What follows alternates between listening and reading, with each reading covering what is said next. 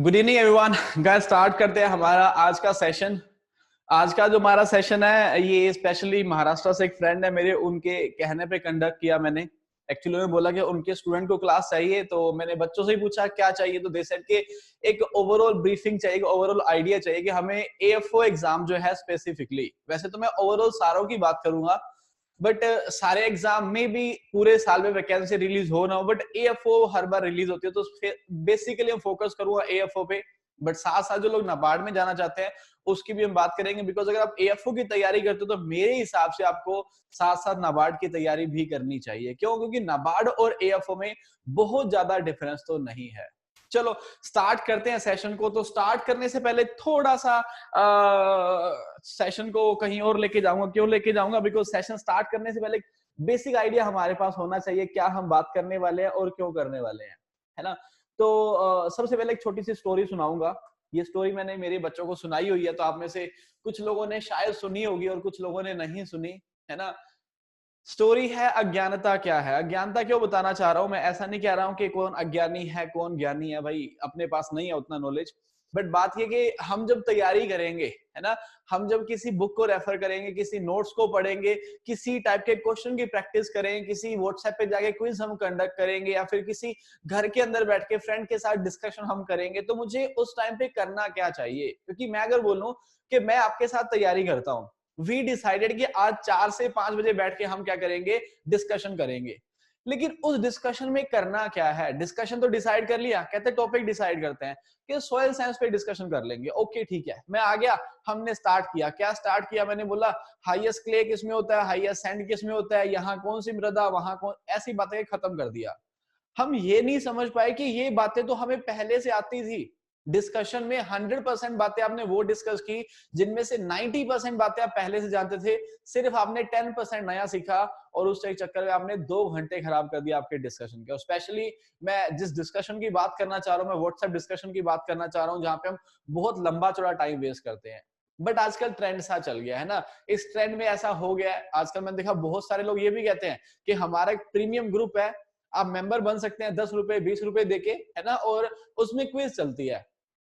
अब एक तो 20 रुपए दे दिए, एक फ्री का टाइम वेस्ट आपने और कर लिया, है ना। ऐसे फ्री में तो करते, पैसे देके टाइम वेस्ट किया। कैसे मैं समझाऊंगा सारी बातें, मैं कुछ भी ऐसा नहीं बोलूंगा जो एविडेंस के बिना बोलूं, है ना। जो बातें बोलूंगा ऑफ कोर्स थोड़ी सी मेरी बातें आज के सेशन में कड़वी भी होंगी। कड़वी मतलब आपको बुरा तो नहीं लगेगा, लेकिन आपको थोड़ा अलग लगेगा कि मैं जो कर रहा था क्या मैं गलत कर रहा था, तो आप एक्सेप्ट नहीं करोगे। तो आपको साथ साथ एविडेंस देता रहूंगा, तो आप मानते रहोगे कि हाँ एक्चुअली ऐसा होता है। तो सबसे पहले कहानी सुनाता हूँ, अज्ञानता क्या है। कुछ लोगों ने पहले से सुनी होगी। हुआ क्या यार, ये वाला क्वेश्चन मेरा नहीं, ये क्वेश्चन किसने पूछा? अकबर ने बीरबल से पूछा, बोले अज्ञानता क्या है ना। तो बीरबल ने सोचा, कहते सर अभी नहीं दे सकता आंसर, मुझे कुछ दिन की छुट्टियां दे दीजिए, उसके बाद जब वापिस आऊंगा वापिस आके आपको आपके क्वेश्चन का आंसर दे दूंगा। बीर अकबर बोले ठीक है भाई, जैसी तुम्हारी मर्जी।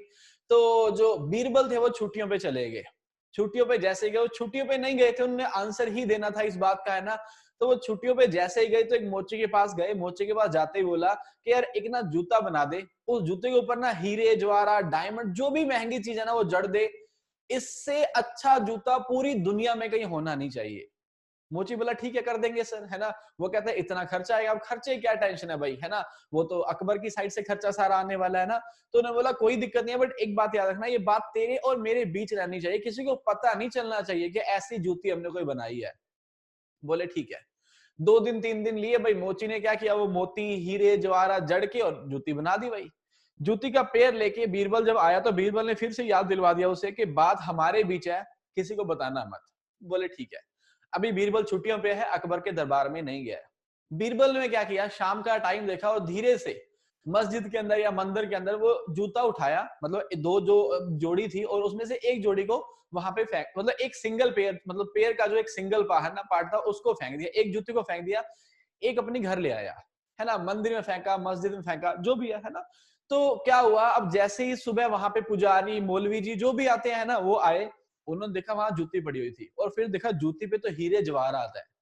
तो उन्होंने सोचा कि ऐसी जूती किसी इंसान की तो हो नहीं सकती, है ना, ये तो भगवान की है, साक्षात भगवान खुद आए थे रात यहाँ पे, अपनी गलती से जूती एक भूल के चले गए हैं। ये तो भाई राजा को पता चलना चाहिए। मौलवी जी ने या पुजारी जी जो भी थे, उन्होंने जूती को उठाया और वो लेके चले गए अकबर के दरबार में। बोले सर ये देख लो, मंदिर के अंदर ये जूती पड़ी थी और ये नॉर्मल पर्सन की तो नहीं है, ये भगवान की खुद की जूती है। अकबर बोला दिखाइए मुझे, है ना। तो अकबर कहता हाँ यार, ऐसी जूती तो किसी की हो नहीं सकती, ये तो क्या है, ये तो किसी भगवान की ही जूती है। बोले काम करो, इस जूती को अपने यहाँ पे ना खाली जगह पड़ी हुई है वहां पे रखवाओ और इसके ऊपर बड़ा सा मंदिर बनवा दो, क्योंकि भगवान के साक्षात दर्शन है जूती के अंदर। बोले जी ठीक है। फटाफट से कंस्ट्रक्शन स्टार्ट हुआ, 2-3 दिन के अंदर उसके मंदिर बना दिया। पूरी जो प्रजा है वो सारी आ रही है, माथा टेक रही है, वहां पे आके कहते भगवान जी की जूती है, जूती है, जूती है। इतने में बीरबल की छुट्टियां खत्म हो गई। बीरबल जब दरबार में आया तो आते ही उन्होंने क्वेश्चन पूछा, क्या मैंने तो तेरे से एक क्वेश्चन पूछा था, तूने बोला छुट्टियों के बाद आके आंसर बताऊंगा, आंसर बता। तो बीरबल कहता है सर आंसर तो बता दूं, बट थोड़ी सी समस्या के अंदर हूं। कहते क्या समस्या है? कहते मेरे परदादा की मेरे पास एक ही निशानी थी, उनकी जूतियां, और उसमें से ना एक जूती चोरी हो गई है ना। तो अकबर कहता है क्या तेरे पास दूसरी जूती है? बोले हाँ। कहते सर ये देखो, ये वाली जूती और इसके साथ की जूती चोरी हो गई है। उन्होंने देखा, कहते ये जूती तो 2 दिन पहले मैंने खुद देखी थी, ये तो हमने भगवान की जूती समझ के उसके ऊपर तो मंदिर बनवा दिया, है ना। तो कहते मंगवाओ जूती को वापस। उन्होंने जूती को वापस मंगवाया। बोले ये लो तुम्हारी जूती, तुम्हारे दादा की निशानी संभाल के रखो, अब बताओ आंसर क्या है ना। कहते सर अब मुझे आंसर देने की जरूरत नहीं, आप खुद ही समझ गए हो आंसर क्या है ना। तो ये कहानी आपको मैंने क्यों सुनाई, आपको भी इसीलिए सुनाई, आप भी बात समझ गए होंगे, है ना। वो अज्ञानता क्यों थी? बिना सोचे बिना समझे, जैसा जिसने कहा उसने बोला ठीक है, मंदिर बनाया, जनता बोलती ठीक है हम भी जा रहे हैं, माथा टेक रहे हैं, है ना। यही वाली अज्ञानता आज कॉम्पिटिटिव एग्जाम में बहुत सारे बच्चे गलतियां करते हैं। क्या करते हैं? वही वाला काम करते जा रहे हैं जो लोग करते जा रहे थे, है ना। आप अगर पेपर के लेवल को देखोगे 2016 से पहले के और 2016 के बाद से, 2016 के बाद पेपर के अंदर डायनामिक चेंजेस आ रहे हैं, बहुत सारे चेंजेस आ रहे हैं। लेकिन हम क्या कर रहे हैं? हम वही किताबें पढ़ रहे हैं, वही सोर्स स्टडी कर रहे हैं। कुछ भी आप पढ़ते हो, किताब हो, कोई नोट्स हो, किसी के लिखे हुए हैंड रिटन नोट्स हो, है ना, वो 2016 के पहले के सोर्स से बनाए गए हैं, हम उसी पे चलते जा रहे हैं, है ना। तो पहली बात तो ये कि अज्ञानता नहीं होनी चाहिए। जो भी करो अपनी समझ के अनुसार करो, है ना। अपनी सोच से लेके चलो कि मुझे ये वाला काम करना है कि नहीं करना। अगर किसी ने कह दिया तो उसका मतलब ये नहीं है कि मैं करूंगा। अगर 4 साल पहले सेलेक्ट हुआ था, 2 साल पहले सेलेक्ट हुआ, उसने बोला मैंने तो ऐसे तैयारी की थी, उसकी बात मे बी सही है बट मे बी गलत भी हो सकती है। 2 साल पहले और 2 साल बाद, 2 साल में बहुत डिफरेंस आया था। आप 2 साल की बात क्यों करो, आप 2 महीने पहले की बात कर लो सर। लॉकडाउन से पहले और लॉकडाउन के बाद देख लो दुनिया कितनी चेंज हो गई है सर। टाइम में बड़ी पावर होती है, तो थोड़ा सा ध्यान रखें, किसी के पीछे मत चलो, अपने रास्ते खुद बनाना स्टार्ट करो। और जब रास्ते बनाना स्टार्ट करो ना, बड़ी सारी प्रॉब्लम्स आएंगी। हमारे साथ एक प्रॉब्लम ये भी होती है, हम कंफर्ट जोन के साथ चलते हैं। हमें लगता है नहीं यार ये वाला तो मेरे लिए मुश्किल है, ये इजी है, हम यही कर लेते हैं। चलो तो सेशन को स्टार्ट करता हूं। स्टार्ट करने से पहले टाइटल में लिखा गया ₹20 lakh crore self reliant India and job opportunities. ये 20 लाख करोड़ मुझे बोलने की जरूरत नहीं है। आत्मनिर्भर भारत या फिर सेल्फ रिलायंट इंडिया मुझे बोलने की जरूरत नहीं है ना। इस वाले पार्ट में मैं बोलूंगा डेफिनेटली, लेकिन ये वाला पार्ट तो आपको पता है पिछले 3 दिनों से मीडिया के अंदर यही तो डिस्कशन चल रहा है ना। एक पीडीएफ आपके पास भी आया होगा जहां पे पूरी डिटेल दी गई है कि एग्रीकल्चर सेक्टर में क्या जा रहा है, एमएसएमई में कितना जा रहा है। फिर प्रेस ब्रीफिंग आप देख रहे होंगे आजकल यूट्यूब पे, पूरा टाइम वही चलता जा रहा है ना कि एग्रीकल्चर सेक्टर में किसानों पे ध्यान दे रहे हैं, ये वो एंड ऑल। आज थर्ड अनाउंसमेंट फिर से करेगी, देखा होगा आपने सब कुछ, है ना। तो ये 20 लाख करोड़ तो सभी को पता है। मैं इसको कैसे रिलेट कर रहा हूँ, सिंपल सी बात है ना, क्योंकि हम जब तैयारी कर रहे हैं, मैं थोड़ा सा इकोनॉमिक्स के अंदर जाऊंगा क्योंकि ये 20 लाख करोड़ जीडीपी के अंदर कंट्रीब्यूशन है, तो ये अल्टीमेटली पार्ट भी उसी का है। तो मुझे थोड़ा सा इकोनॉमिक्स आपको समझाना पड़ेगा। देखो आपको पता होगा कंट्री ग्रो कब करती है? कंट्री ग्रो तब करेगी जब कंट्री का पैसा ज्यादा होगा, राइट। जब मनी हमारे पास सफिशिएंट है तो हमारी कंट्री जो होगा करती है, फ्लो करती है, वो ग्रो करती है। जब कंट्री के पास पैसा कम हो जाता है, ये बात तो समझते हो ना, कंट्री में पैसा ज्यादा होने का मतलब क्या होता है कि सभी के पास जॉब अपॉर्चुनिटीज है ना। सभी के पास क्या है? पैसा है। सारे लोग मार्केट में जाके इन्वेस्टमेंट कर रहे हैं, खर्च कर रहे हैं, नई नई गाड़ियां ले रहे हैं, बाइक ले रहे हैं, किसानों का प्रोडक्शन ज्यादा हो रहा है, उनको पैसा अच्छा मिल रहा है, सब कुछ तो अच्छा चल रहा है। और जब सब कुछ अच्छा चल रहा है तो इकोनॉमी क्या करेगी? ग्रो करेगी। और इकोनॉमी ग्रो करने का एक ही रीजन था, पैसा सभी के पास अच्छा था, पैसा था सभी के पास। अब ये 20 लाख करोड़ क्यों दिए गए? क्योंकि आज अच्छे से कंडीशन बुरी हो गई है इकोनॉमी के अंदर। बहुत सारी कंपनीज ने लोगों के पैसे रोक लिए हैं, है ना, क्योंकि गवर्नमेंट ने बोला सैलरी काटनी नहीं है, तो बोले ठीक है सर सैलरी नहीं काटेंगे, बट अभी नहीं दे सकते, हमारे पास खुद का पैसा नहीं आ रहा। कितने सारे एम्प्लॉइज को निकालने की बातें चल रही है, कितनी सारी एयरलाइंस है जो बोल रही है हम एम्प्लॉइज को निकाल देंगे। भाई जब बहुत सारे लोगों को जिनके पास रोजगार था उनको बेरोजगार कर दिया आपने, तो क्या उनके पास पैसा होगा? नहीं होगा। अगर पैसा नहीं है तो क्या मार्केट में खर्चा करेंगे? नहीं करेंगे। मार्केट में पैसा नहीं जाएगा तो क्या इकोनॉमी ग्रो करेगी? बिल्कुल नहीं, इकोनॉमी डाउन जाएगी। उसी इकोनॉमी को देखते हुए डिसीजन लिया गया कि हम क्या करते हैं, इकोनॉमी के अंदर पैसे को फ्लो करते हैं। बोला गया ना कि फार्मर्स को लोन दिए जाएंगे, एमएसएमई को लोन दिए जाएंगे, लोन को इजी कर दिया जाएगा। क्यों किया जा रहा है ऐसा? ताकि अगर मुझे पैसे की जरूरत है तो मैं बैंक से लोन लेके पैसा अपने पास लेके आऊं, ताकि फिर से मार्केट के अंदर पैसे का फ्लो हो। समझ पाए बात को? तो ये तो क्लियर है गवर्नमेंट ऐसा क्यों कर रही है। अब इसका पॉजिटिव इंपैक्ट, क्योंकि गवर्नमेंट खुद नहीं जानती इससे क्या होने वाला है, बट इसका पॉजिटिव इंपैक्ट क्या होगा, गवर्नमेंट जब 20 लाख करोड़, छोटा अमाउंट नहीं है, गवर्नमेंट जब इसे इन्वेस्ट करेगी, लोन की डिमांड बहुत सारी आ रही है, नई नई इंडस्ट्री आ रही है ना। देखो आज ही कुछ लावा ने इन्वेस्ट किया, लावा जानते हो मोबाइल कंपनी, उसने बोला कि 800 करोड़ का इन्वेस्टमेंट हम करेंगे विद इन 5 इयर्स इंडिया के अंदर। तो जब नई नई अपॉर्चुनिटीज आ रही है इंडिया के अंदर, तो नेचुरल सी बात है अपॉर्चुनिटी बढ़ रही है। तो ऐसा भी है क्योंकि इकोनॉमी जब जब डाउन जाती है ना, जब भी इकोनॉमी के अंदर स्लो डाउन आया, आज तक 1947 के बाद की हिस्ट्री चेक कर लीजिए, इकोनॉमी को ग्रो करने के लिए कंट्री की गवर्नमेंट हमेशा क्या करती है, वहां पे नई नई जॉब अपॉर्चुनिटीज लेके आती है, वहां पे रोजगार ज्यादा लेके आती है। तो स्लो डाउन होने से या इकोनॉमी हमारी अर्थव्यवस्था जो चल रही है इस टाइम पे, उससे ये लग रहा है कि जॉब्स कम आएंगी, लेकिन ये जो 20 लाख करोड़ है एक पॉजिटिव सिग्नल है। ऐसा भी माना जा रहा है कि आने वाले साल में जॉब अपॉर्चुनिटीज ज्यादा आएंगी। तो एक अच्छी खबर भी हमारे लिए बन जाता है कि मे बी इस इन्वेस्टमेंट से अगर इकोनॉमी बूम करेगी, बूम किया इकोनॉमी ने, तो बूम मतलब ग्रो करना है ना, सडनली मूव करना, अगर ग्रो करेगी तो डेफिनेटली बहुत सारी जॉब अपॉर्चुनिटीज आएंगी। अगर ग्रो ना भी किया तो ठीक ठाक जॉब अपॉर्चुनिटीज रहेंगी। अब वो कंडीशन नहीं है कि जॉब्स कम हो जाएंगी, बिकॉज ये पैसा जब जाएगा मार्केट के अंदर, जितना भी जाए है ना, करप्शन अगर ज्यादा हुई कम हुई वी डोंट नो, लेकिन पैसा मार्केट में तो फ्लो करेगा ही ना सर। तो जैसे ये पैसा फ्लो करेगा ना, ये आपके लिए नई नई अपॉर्चुनिटीज लेके आएगा। तो एक बात के लिए तो पॉजिटिव हो जाइए कि ये ईयर बुरा ईयर नहीं जाने वाला। अगर आप तैयारी कर रहे हैं, आपको जॉब्स में भी जितनी आती हैं उतनी या फिर उससे ज्यादा देके जाएगा, कम पॉसिबली नहीं करेगा। बट ये मान लेना कि क्लर्क की वैकेंसी बढ़ेगी, पीओ की, एएफओ की, ये गलत बात हो जाएगी, है ना भाई। जॉब अपॉर्चुनिटीज बढ़ेंगी, नेचुरल सी बात है। फार्मर को लोन दिया जा रहा है तो पॉसिबल है एएफओ की सीट्स भी बढ़ेगी, बट ये बोल देना कि एएफओ की ही बढ़ेंगी, दिस इज रॉन्ग। बट हाँ, जॉब अपॉर्चुनिटी अच्छी खासी आने वाली है।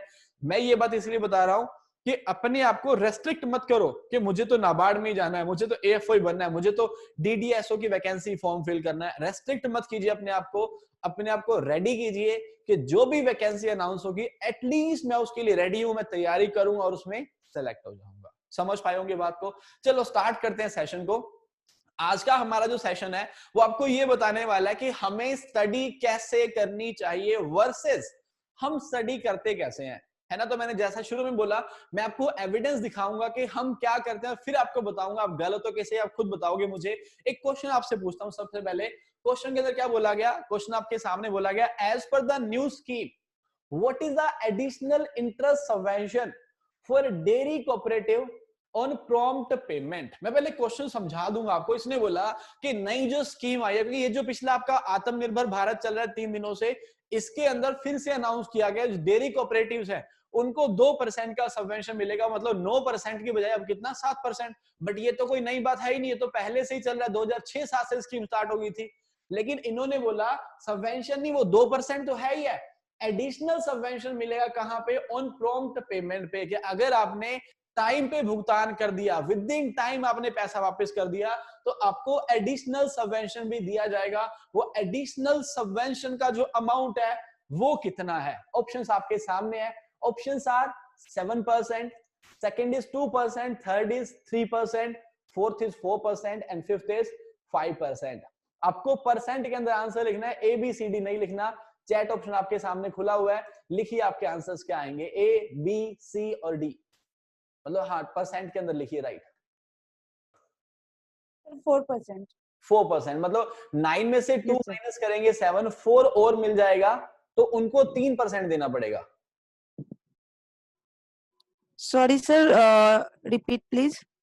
मैम क्वेश्चन जरा सामने, आपने बोला 4%, we are talking about additional subvention कि कितना यस अतिरिक्त सर। मिलेगा। 2% तो मिल चुका है, 2% के अलावा 4 और मिलेगा। नो सर, 2 और तो 2 2 4 हो गया सर एडिशनल। तो उन्हें 5% देना पड़ेगा। Yes sir. ओके, भूपेंद्र जी आप क्या बोलते हैं?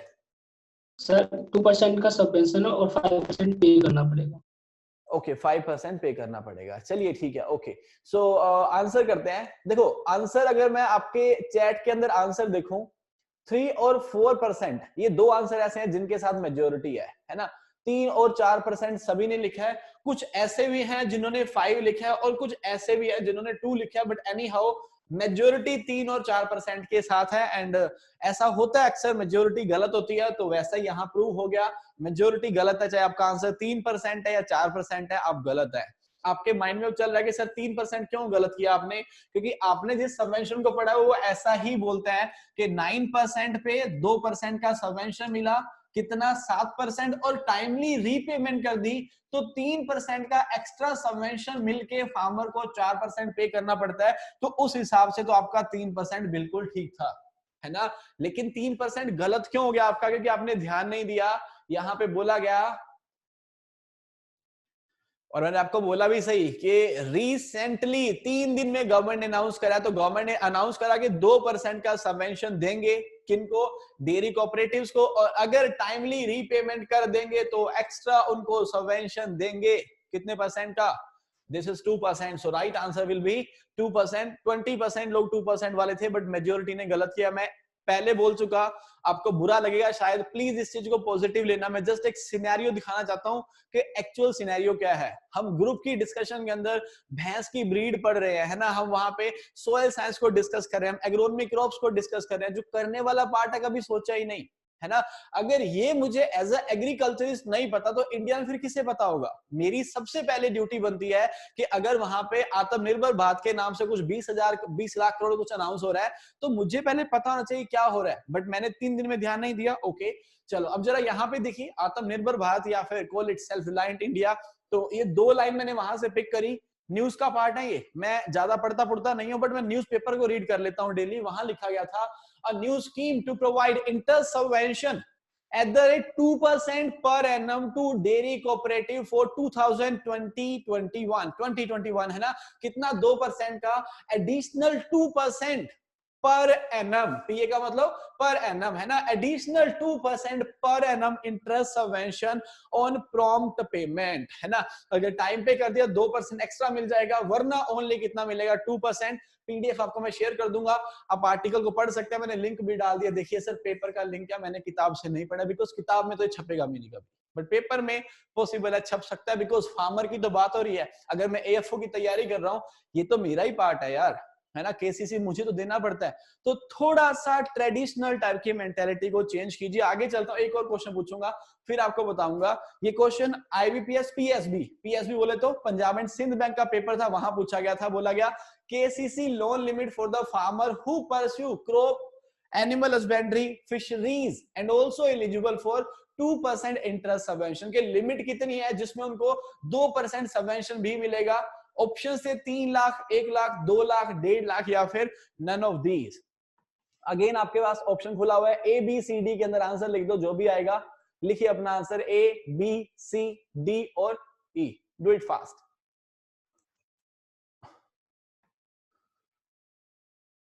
ए के साथ मेजोरिटी, सी के साथ माइनॉरिटी, सी वैसे है नहीं, कोई 1-2 लोग ही हैं, बट ए के साथ मेजोरिटी है। Okay, everyone is a, 95% almost. चलो ठीक है, आंसर कर दूं मैं? चलो आप कर लीजिए, 1 मिनट का टाइम देते हैं आपको। फिर से कोई है हमारे भी जो कॉन्फिडेंटली हाथ खड़ा करे कि मेरा आंसर तो करेक्ट है ही है? एनीवन कॉन्फिडेंट हो जो? प्रियांशु जी बताएं, क्या बोलना चाहते हैं आप? सर ए 3 लाख। मैंने बोला था कॉन्फिडेंट होना चाहिए बेटा, तो आंसर ही गलत दे रहा है। चलो अब मैंने थोड़ा सा बोल दिया तो आप समझ गए होंगे राइट आंसर क्या है ना। चैट के अंदर रुक जाइए सर, ए जिन्होंने लिख दिया है, फिर से वही बात है ना, थोड़ा सा क्वेश्चन की तरफ जाइए। बोला गया क्रॉप एनिमल हस्बेंड्री और फिशरीज क्रॉप वाले केस में जो लिमिट रखी गई थी दैट वाज 3 लाख, लेकिन एनिमल हस्बेंड्री और फिशरीज के लिए जो ये लिमिट रखी गई है ना, ये 3 लाख नहीं है, दैट इज 2 लाख, है ना। तो राइट आंसर हमारा यहाँ पे 3 लाख ना होके राइट आंसर क्या हो जाता है, राइट आंसर इज 2 लाख। फिर से गलत कर दिया ना, क्यों? क्योंकि आपने ट्रेडिशनल अप्रोच ले ली। क्रॉप के लिए ऑफ कोर्स ये 3 लाख है, 3 लाख है ना, लेकिन यहाँ पे क्रॉप के साथ साथ एनिमल हस्बेंड्री और फिशरीज भी था कि फार्मर जो तीनों काम कर रहा है, तो जब वो लेगा तो पॉसिबल है आंसर 3 लाख आ सकता था, लेकिन वहां पे जब ये वाली कंडीशन है तो फिशरीज और एनिमल हस्बेंड्री के लिए लिमिट सेट करी गई है 2 लाख की, वहां पे 3 लाख नहीं है। अब पॉसिबल है जैसा आजकल हो रहा है ना कि कुछ चेंजिंग कर दी जाए तो अलग बात है, लेकिन जब ये क्वेश्चन पूछा गया था तब आंसर यही था, और अभी तक भी आंसर यही है। क्योंकि मैं ऐसा इसलिए बोल रहा हूँ कि ये जो चेंजेस हो रहे हैं तो पॉसिबल है कल को फाइनेंस मिनिस्टर आए कुछ और चेंज कर दे, बट हाल फिलहाल तक कोई चेंजिंग नहीं है। आंसर इसका 2 लाख ही है। हाँ, अगर मैं इसको हटा दूं, है ना, और ओनली ये वर्ड रखूं तो फिर आपका आंसर सही होता है। फिर क्या आएगा, 3 लाख, बट याद रखें अभी जो राइट आंसर है वो क्या है, 2 लाख। फिर से फंस गए, है ना। ये देख लीजिए यहाँ पे इसने बोला किसान credit card. In the budget 2018-19, the government has announced extension of Kisan Credit Card facility to animal husbandry and fishermen to help them meet their working capital। तो ये पिछला ही हमारा बजट था, उसमें आके इन्होंने बोला कि क्रॉप के साथ साथ जो केसीसी की फैसिलिटी है वो हमारे फार्मर को, कौन से फार्मर, जो एनिमल हस्बेंड्री और फिशरीज में इन्वॉल्व है, बिकॉज इस बजट से पहले सिर्फ उन फार्मर्स को जो क्रॉप ग्रो करते हैं उन्हीं को मिलता था और किसी को नहीं मिलता था। 2018-19 के बजट में आके इन्होंने बोला कि उन फार्मर्स को भी मिलेगा जो क्रॉप के साथ साथ क्या करते हैं, जो एनिमल हस्बेंड्री और फिशरी में इन्वॉल्व है। बट इन्होंने बोल दिया कि लिमिट क्रॉप के लिए 3 लाख थी, लेकिन आपके लिए लिमिट कितनी रहेगी, 2 लाख। और इसका रीजन भी दिया गया था। रीजन क्या दिया गया था, बोले कि जब नया सीजन आता है तो फार्मर को बहुत सारी इन्वेस्टमेंट करनी पड़ती है। हाइब्रिड सीड्स हैं, फर्टिलाइजर्स हैं, पेस्टिसाइड है, मशीनरी है, बहुत खर्चा आता है। लेकिन एनिमल हस्बेंड्री और फिशरीज में कंपैरेटिवली हर सीजन में खर्चे नहीं होते, तो इसलिए उसकी लिमिट को 3 लाख ना रख के लिमिट कितनी रखी गई, दैट वाज 2 लाख ओनली। तो इसीलिए यहाँ पे जो आंसर है आपका वो क्या आया, 2 लाख, है ना, 2 लाख उसका आंसर आया। एक क्वेश्चन और पूछूंगा फिर रुक जाऊंगा, फिर आपको बताऊंगा जो बताना चाह रहा हूं। बोला गया what is the name of special sowing drill developed by Punjab agriculture university for DSR. DSR है सर डायरेक्ट सीडेड राइस। मैं थोड़ा सा एक्सप्लेन कर देता हूं। जब डायरेक्ट सीडेड राइस की बात करता हूं तो 2011 से ही सिमिट का नाम आपने सुना होगा, ये 2011 से ही प्रमोट करता आ रहा है कि आप डायरेक्ट सीडेड राइस ग्रो करो। बट एनी हाउ ये अवेयरनेस हमारे इंडिया में नहीं थी। सिमिट ने बहुत सारे प्रोग्राम चलाए हैं बट फार्मर ने एक्सेप्ट नहीं करा। 2016 के बाद थोड़ा थोड़ा एक्सेप्ट करना स्टार्ट करा और 2018 और 19 के अंदर काफी सारे फार्मर्स, काफी का मतलब मेजोरिटी नहीं बट माइनॉरिटी ही, लेकिन काफी सारे फार्मर्स ने राइस की ये टेक्निक कौन सी, डीएसआर डायरेक्ट सीडेड राइस को अडॉप्ट करना स्टार्ट करा। बट अनफॉर्चुनेटली नेगेटिव फीडबैक, क्योंकि डीएसआर से क्या हुआ, डीएसआर से जो प्रोडक्शन है वो कम हुआ। बट मैंने इसका एक पॉजिटिव आंसर भी रख दिया है, आगे मैं लिंक शेयर करूंगा उन सक्सेसफुल फार्मर्स का जिन्होंने ग्रो किया, खुद फीडबैक दिया कि हमारा प्रोडक्शन पहले से बढ़ा है ना। तो टेक्निक हमारे पास होनी चाहिए, जब तक एक्सपीरियंस नहीं हम अच्छे से नहीं कर पाएंगे। तो डायरेक्ट सीडेड राइस के लिए हमारा जो पंजाब एग्रीकल्चर यूनिवर्सिटी है उसने एक नई सीड ड्रिल बनाई है। उस सीड ड्रिल का नेम क्या, मैंने आपकी सुविधा के लिए इमेजेस साथ में लगा दी हैं। ऑप्शंस हैं zero till drill, happy seeder, lucky seed drill, rice transplanter या फिर मल्टी सीडर, है ना। आपको थोड़ा इजी कर देता हूं, यहां फोटो मैंने इसलिए लगाई बिकॉज ऐसा कुछ होता ही नहीं है। 4 ऑप्शन बच गए आपके पास, जीरो टिल ड्रिल फोटो नीचे देख पा रहे हैं, happy seeder, lucky seed drill और राइस ट्रांसप्लांटर। ए, बी, सी और डी। लिख दीजिए आपका आंसर क्या आने वाला है, ए, बी, सी और डी।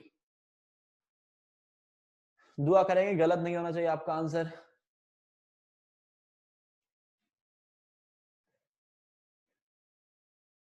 मेजोरिटी सी के साथ है, एक माइनॉरिटी बी के साथ भी है ना।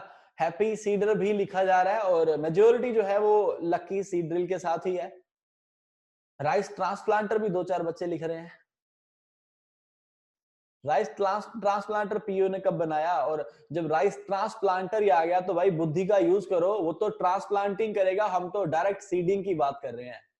तो दिमाग को थोड़ा तो यूज करें बच्चों, है ना। राइस ट्रांसप्लांटर, वो ट्रांसप्लांटिंग करेगा, वही तो हमें नहीं करनी, हमें तो डायरेक्ट सीडिंग करनी है। So how can you type के राइट आंसर डी आएगा? थोड़ा सा दिमाग को यूज करें, डी तो हो ही नहीं सकता ना।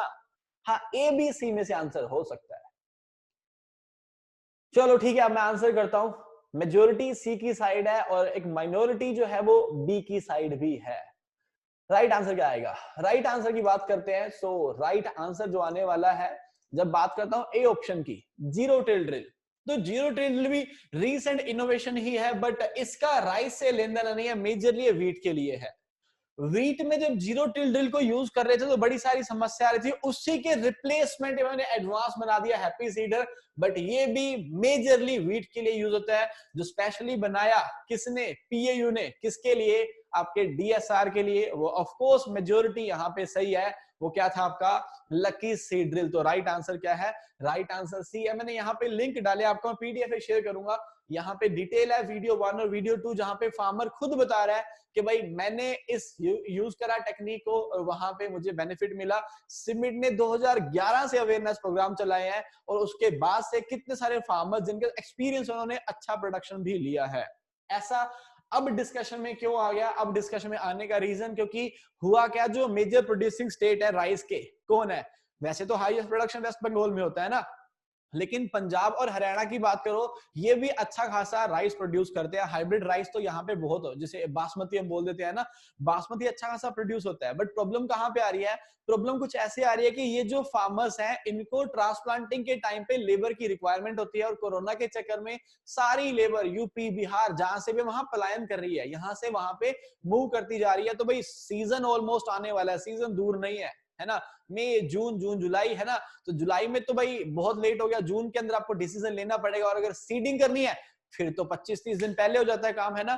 तो फार्मर्स के पास लेबर नहीं है, तो लेबर ना होने के कारण ट्रांसप्लांटिंग नहीं कर पाएंगे। तो ओनली ऑप्शन क्या बच जाता है उनके पास? डीएसआर। इसलिए आजकल डीएसआर टेक्निक जो है वो काफी सारी डिस्कशन में चल रही है।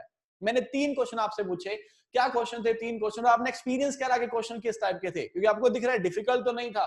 बोला गया इंटरेस्ट सबवेंशन कितना होगा, बोला गया यहाँ पे कि फिशरीज फार्मर की लिमिट कितनी है, और यहाँ पे क्या बोला गया, क्या बोला है, पीएयू ने कौन सी मशीन को डेवलप करा। एक लास्ट क्वेश्चन पे आइए, फिर उसके बाद आप मुझे बताइए कि क्या आप समझ पाए। एक लास्ट क्वेश्चन हो रहा है, बोला गया what is the electrical conductivity of saline soil. Easy question तो नहीं है ये भी, है ना, बट इट्स ओके। AFO 18 का क्वेश्चन है, इलेक्ट्रिकल कंडक्टिविटी सैलाइन सॉइल की कितनी होती है? Less than 4, more than 4, less than 4, more than 8.5, more than 4, less than 8.5, और none of these। A, B, C, D। Answer लिखिए, राइट आंसर क्या आएगा? डू इट फास्ट, जल्दी से लिखें। उसके बाद फिर आगे मूव करते हैं, बात करते हैं जिसको एक्चुअली हम आज डिस्कस करने वाले हैं। स्ट्रेटेजी कहिए या फिर उसे कुछ और नाम आप दे सकते हैं।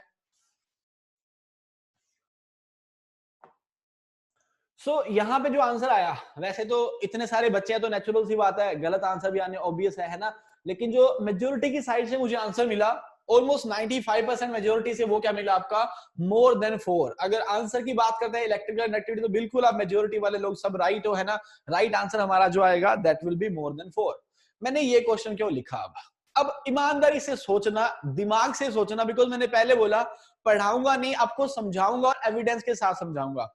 पहले 3 क्वेश्चन वर्सेस ये वाला क्वेश्चन, आपने इसके अंदर सभी ने राइट आंसर किया, और वहां पे पहले 2 क्वेश्चन में तो सब गलत हुए, थर्ड में मेजोरिटी सही थी बट कुछ लोग तब भी गलत थे।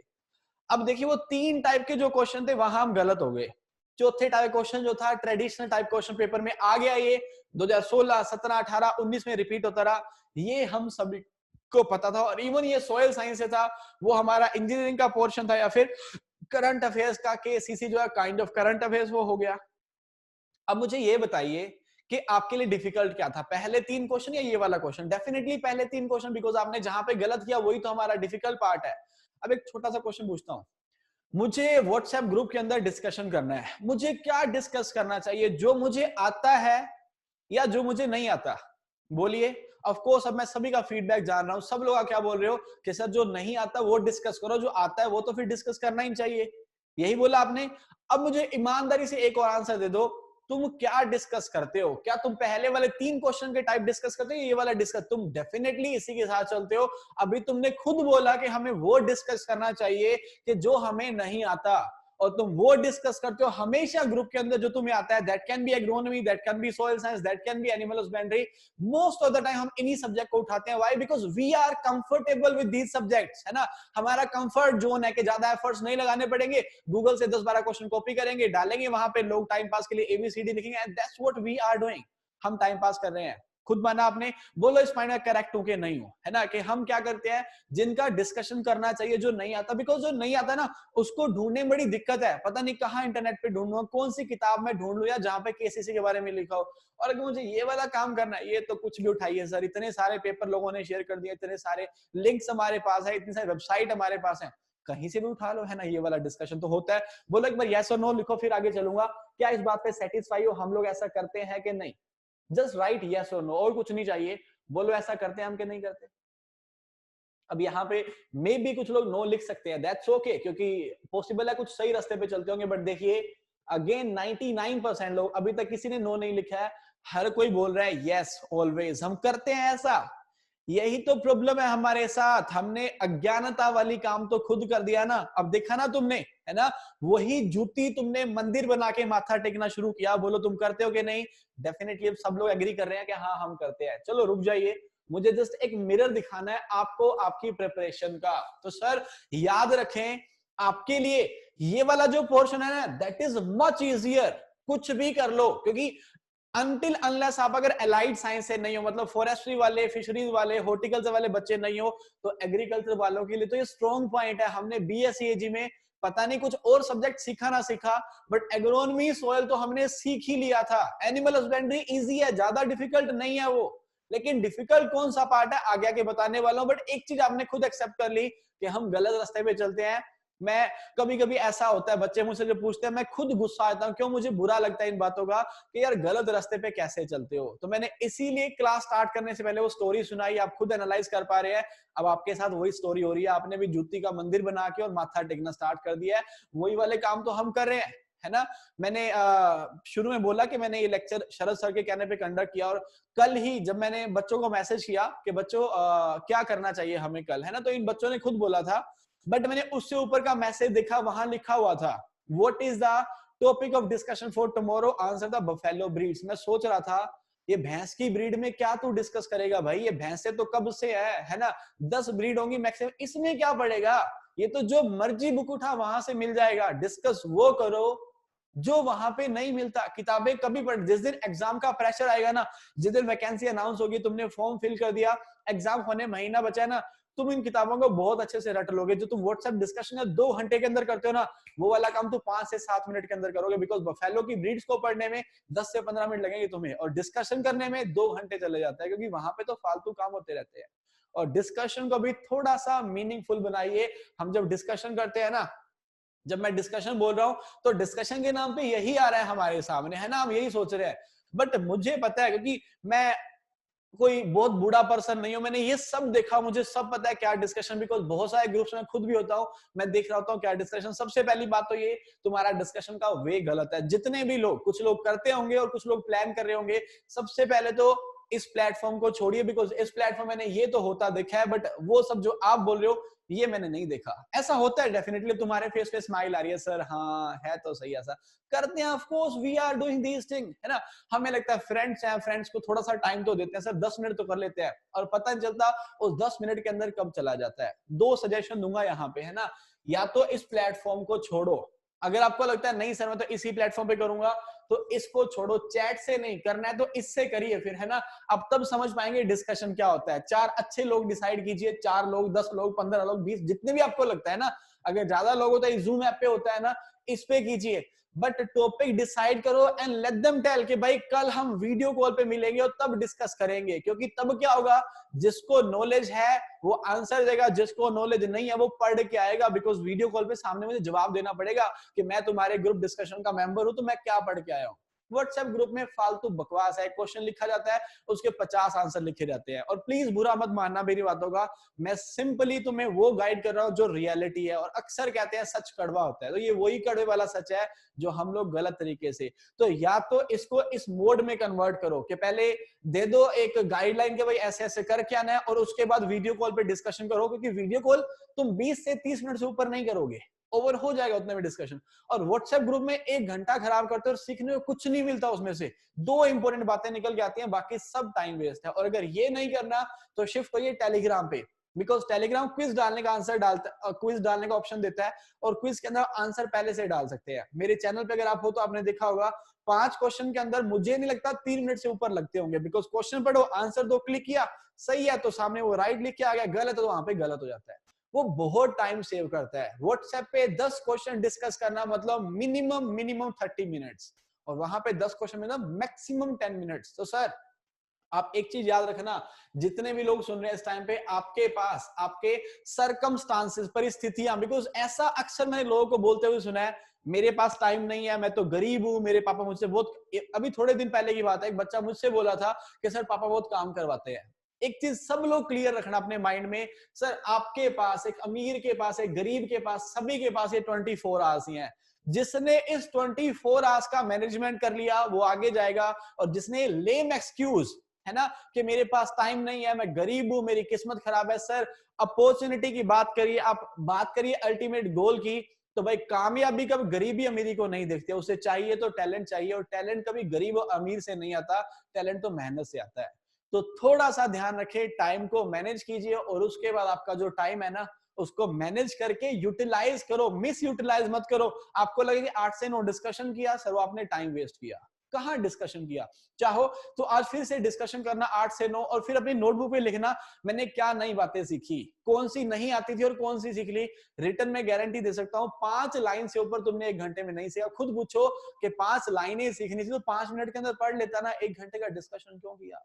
समझ पाए होंगे बात को। आगे मूव करता हूं, नेक्स्ट बात करते हैं, डेवलप दीज 5 हैबिट्स। तो जैसा कि मैंने बोला, एक काइंड ऑफ आप इसे करियर गाइडेंस कहिए, काउंसलिंग कहिए, तो ये 5 हैबिट्स आपके अंदर हमेशा होनी चाहिए। आपको मे बी हैबिट्स गलत लगेंगी, बट मैंने जब ये लेक्चर प्लान किया, तो ऐसा मैं हर बार करता हूँ, नए नए बच्चे जो होते हैं उनको लेक्चर देता हूँ ना, ये मैंने कल रात को जब सर से बात हुई तभी बच्चों ने बोला ऐसा टॉपिक, मैंने खुद डिसाइड किया मैं बनूंगा ना, करूंगा ये लेक्चर, और मैंने पीपीटी जब बनाई, नॉलेज के बेस पे नहीं बनाई, मैंने एक्सपीरियंस के बेस पे बनाई कि बच्चों में क्या कमियां देखता हूं, जो कमियां इन बच्चों में नहीं होनी चाहिए। क्योंकि नेचुरल सी बात है, अगर मुझ में कोई कमी है और मुझे आप फीडबैक दे दोगे सर ऐसे आप पढ़ाते हो बट ये अच्छा मेथड नहीं है, तो शायद मैं उस कमी को दूर करके अच्छा टीचर बन पाऊंगा। तो सेम आपके लिए है, अगर आपके अंदर कोई कमी है तो उस कमी को एक्सेप्ट करो। अपनी गलतियां मानना कोई बुरी बात नहीं है, एक्सेप्ट कीजिए और उसके बाद उस पर वर्क करना स्टार्ट कीजिए। हैबिट्स में क्या डेवलप करना है, सबसे पहली हैबिट आपकी डेली न्यूज़पेपर। आपकी अब तो आपने इंग्लिश क्लासेस भी ले ली, सर ने आपको बताया भी था, तो न्यूज़पेपर कौन सा, ये आपकी एफिशिएंसी पे डिपेंड करता है। इंग्लिश में अच्छे हो तो द हिंदू के साथ जाओ, अच्छे नहीं हो तो एक जो नॉर्मल लैंग्वेज वाला पेपर है उसके साथ जाओ, बट डेली एक इंग्लिश न्यूज़पेपर। और इंग्लिश का मतलब इंग्लिश पेपर, स्टैंडर्ड पेपर पढ़ो, ताकि आपको इंग्लिश का नॉलेज मिले। और साथ साथ जो मैंने क्वेश्चन शुरू में पूछे, पीएयू ने जो डेवलप करा है ना, डीएसआर टेक्निक की बात करो, मैंने आपको लिंक भी इसीलिए न्यूज़पेपर्स के ही दिए ताकि तुम समझ पाओ कि newspaper is not all about English, वो एग्रीकल्चर के लिए भी है। जो भी नया आएगा वो एग्रीकल्चर का वहां छपेगा। और जब तुम इतना सारा कुछ पढ़ लोगे ना, तब तुम्हें समझ आएगा कि यार कितना इजी होता है आंसर करना, कितना इजी होता है इंटरव्यू में जाके बोलना, है ना। आप मुझे इस टाइम पे एक क्वेश्चन बोलिए, मैं आपको उस क्वेश्चन पे 10 मिनट का आंसर दे सकता हूं। क्यों? आइडियाज आने चाहिए ना यार, थॉट ही जब माइंड में नहीं आ रहा तो कैसे बोल पाऊंगा। और आइडियाज कब आते हैं, जब माइंड के अंदर 10 वर्ड हो तभी तो आएंगे ना। वर्ड कहां से आएंगे, वो लिटरेचर कहां से आएगी, जब आप इस हैबिट को डेवलप करेंगे, है ना। तो सिंपल ये मत पढ़िए कि किसी ने इन शॉर्ट की ऐप डाउनलोड कर ली, बस वहां से टाइटल पढ़ लिया। हेडिंग्स नहीं पढ़नी है। जब एग्रीकल्चर न्यूज आए तो उसको डिटेल में पढ़ो, बिजनेस न्यूज है उसको डिटेल में पढ़ो, ताकि अपने माइंड को उस वे में डेवलप कर पाओ। आज तुम्हें नहीं आता, दैट्स फाइन, है ना। जो भी आज अपने इंडस्ट्री में टॉप पे है ना, कोई ऐसा दिन था जब उसे कुछ भी नहीं आता था, कि आज वो टॉप पे है, क्यों? अपनी डेली हैबिट्स के कारण। तो आपकी पेपर की हैबिट ना आपको हमेशा इंग्लिश में इंप्रूव करेगी, एग्रीकल्चर करंट देती जाएगी, बहुत कुछ सोचने की कैपेसिटी डेवलप करेगी। हमारा माइंड ना कभी खुलता ही नहीं है, क्यों? हमारे पास उतना है ही नहीं सोचने के लिए। क्यों? क्योंकि कभी सीखा ही नहीं हमने। तो नई नई चीजें सीखनी है तो कसम खा लीजिए, आज से कुछ भी हो जाए पेपर नहीं छोड़ना। हर दिन का एटलीस्ट 1 आवर आपको पेपर को देना ही पड़ेगा। रिजल्ट आपको 1 से 2 महीने में बिल्कुल नहीं मिलेगा। 6 महीने 8 महीने जब हैबिट बना लो ना, तब समझोगे कि मैं कितना कुछ नया सीखता जा रहा हूं। और एक बार अगर आपने 1 साल तक पढ़ लिया ना, फिर ऑटोमेटिकली बंदा अट्रैक्ट होता है ना, कि यार मुझे पेपर पढ़ना है। सेकंड हैबिट, सेकंड बोला गया, नोट डाउन एवरीथिंग। इंपोर्टेंट नहीं बोला मैंने यहाँ पे क्या लिखा गया, नोट करिए सब चीजों को। ऐसा क्यों बोला मैंने? देखो ये वाला पॉइंट मैंने आज तक कभी किसी को नहीं बोला था, रियलिटी बता रहा हूँ। ये वाला जो लेक्चर है ना, ऐसे लेक्चर मैंने बहुत बार डिलीवर करे है ना। जो भी बच्चे, कुछ लोगों ने मेरे सेमिनार्स अपने अपने कॉलेजेस में लिए होंगे, काफी जगह मैं गया भी हूँ, मैंने ये वाला पॉइंट कभी नहीं बोला आज तक, ये पहली बार बोल रहा हूँ। पता है क्यों बोल रहा हूँ? बिकॉज मैंने 2016-17 में देखा, वहां पे ज्यादा डिफिकल्टी लेवल नहीं था। 18-19 में आके देखा डिफिकल्टी लेवल बढ़ गया, और 19 का पेपर जब इजी आ गया तब मैं समझ पाया कि यार ये प्रॉब्लम हो रही है बच्चों के साथ। प्रॉब्लम पता क्या हो रही है? बच्चा पेपर दे के आता है, ओ सर ई नाम गलत कर दिया, सर पोमोग्रेनेट का नाम गलत कर दिया। कैसे गलत कर दिया तूने भाई? अनार का, पोमोग्रेनेट का साइंटिफिक नेम कैसे गलत हो सकता है? सर स्किप हो गया माइंड से। क्यों स्किप हुआ? क्योंकि पढ़ा तो था बट रिवाइज नहीं किया था। मैं एक चीज आप लोगों को क्लियर बता दूं इस टाइम पे, आज का जो कंपटीशन है ना, पहले क्या था? 2016 के पहले कंपटीशन जनरल एग्रीकल्चर को पढ़ लीजिए, क्वालिफाई। 16 के बाद क्या हो गया? थोड़ा सा ट्रेंड चेंज हुआ, जनरल को पढ़िए, एलाइड को पढ़िए और करंट अफेयर्स को पढ़िए। सिलेक्शन आपका तीनों पार्ट, जनरल भी, एलाइड भी और करंट भी, तीनों की बात करने वाला हूं आगे लेक्चर में।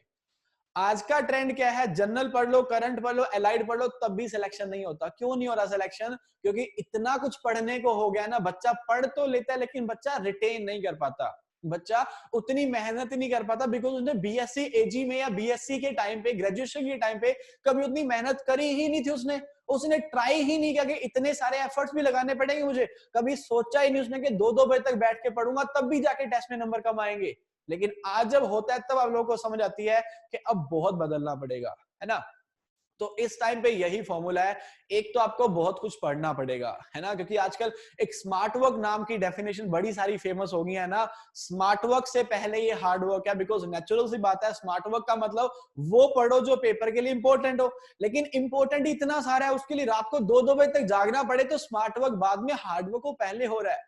तो ओनली स्मार्ट वर्क से काम नहीं चलेगा, हार्ड वर्क तो करना ही पड़ेगा। इंग्लिश को भी पढ़ना है, एग्रीकल्चर पढ़ना है, पेपर पढ़ना है, डेली करंट अफेयर्स, कितना कुछ होगा करने को यार हमारे पास। तो हार्ड वर्क तो है ही है सर, हार्ड वर्क के बाद ये स्मार्ट वर्क है। तो हमेशा याद रखें, जब भी जो भी पढ़ रहे हो, क्योंकि अगर एक साथ 400 पेज लिखने पड़े तो कभी नहीं लिख पाओगे, लेकिन डेली 4 से 5 पेज लिखोगे ना तो 100 दिन बाद 400-500 पेज हो जाएंगे, और आपके पास तैयारी के लिए 6 महीने आज बड़े आराम से है ना। 6 मंथ मतलब 180 डेज, अगर 180 डेज में 5-5 पेजेस आपने लिखना स्टार्ट किया तो सर देख लीजिए ऑलमोस्ट आप 1000 पेजेस पे चले जाएंगे। और 1000 पेज जब तुमने नोटबुक में लिखे ना, तुम्हें सब कुछ याद हो जाएगा, 90% चीजें माइंड के अंदर रिटेन कर लोगे। सुनने में ये बातें बहुत आसान लग रही है, और पक्का मैं कंफर्म हूं तुम लोग को लग रहा है सर बहुत सही बोल रहे हो, आपकी बात बिल्कुल ठीक है, ऐसा तो होता ही है। लेकिन जब तुम करने लगोगे ना तब तुम्हें बहुत जोर आएगा। बट याद रखना यार, प्रॉब्लम्स, कठिनाई, मुश्किलें, दिक्कतें, डिस्टर्बेंस, इनके बिना कभी सक्सेस नहीं मिलती है ना। तो थोड़ा करना पड़ेगा। सेकंड, अपनी हैबिट बनाइए, सब कुछ जो भी पढ़ते हो उसको लिखना स्टार्ट कीजिए, हैंडराइटिंग इंप्रूव होगी, रिटेन ज्यादा कर पाओगे, अपने नोट्स बनते जाएंगे। थर्ड हैबिट क्या होनी चाहिए? Read agricultural magazine.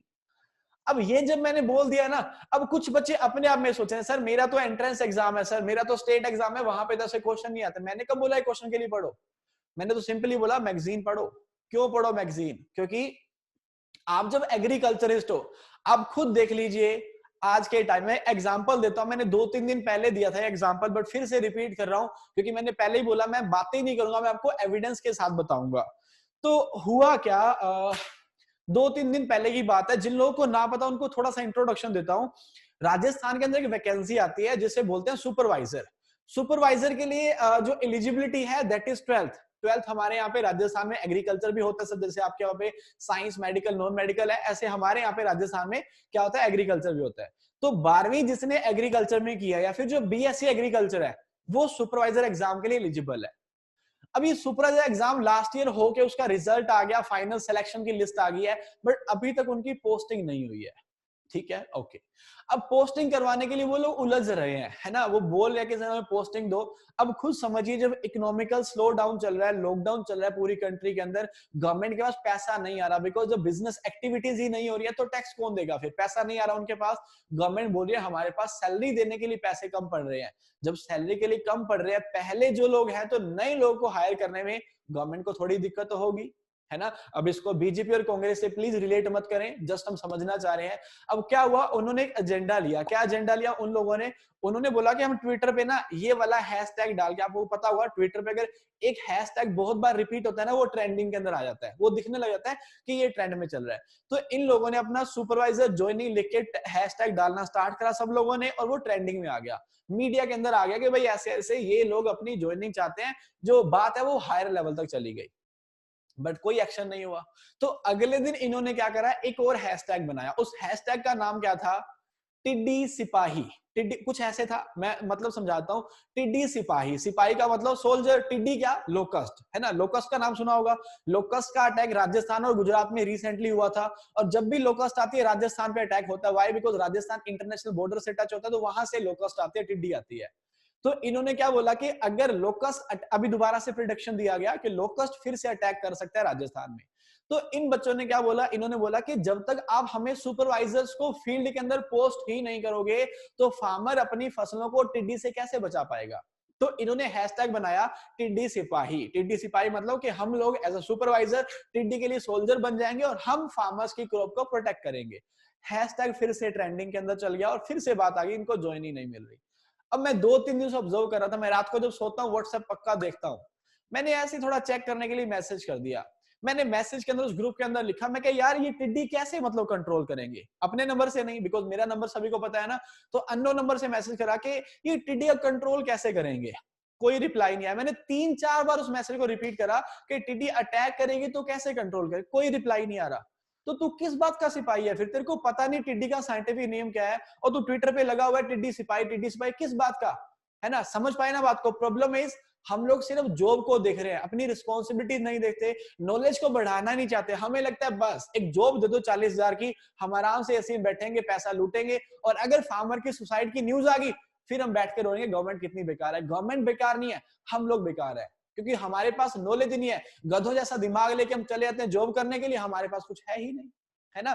तो मैगजीन जस्ट आपके लिए जो भी नई टेक्नोलॉजी है, जो भी नई ट्रेंड है, वो उसके अंदर आते हैं। मैगजीन के नाम पे क्या पढ़ सकते हो? आईसीआर की पब्लिकेशन है वो पढ़ सकते हो, कुरुक्षेत्र मैगजीन को पढ़ सकते हो, और नाबार्ड में जाना चाह रहे हो तो योजना मैगजीन आती है उसको पढ़ सकते हो। बट मैगजीन का मतलब सिर्फ पेपर नहीं होता। मैगजीन का मतलब अगेन जैसा मैंने यहाँ पे बोला, आपका माइंड डेवलप करिए। कितने सारे थॉट, कितने सारे आइडियाज आपके माइंड में लेके आएगी, आप खुद समझ पाओगे कि भाई ये जो है खरीफ की क्रॉप क्यों है, ये रबी की क्यों है, इसकी सीड रेट कम क्यों, इसकी सीड रेट ज्यादा क्यों है। बिकॉज बहुत सारी बातें तब आ जाती है जब आपको बहुत सारी बातें आ जाती है।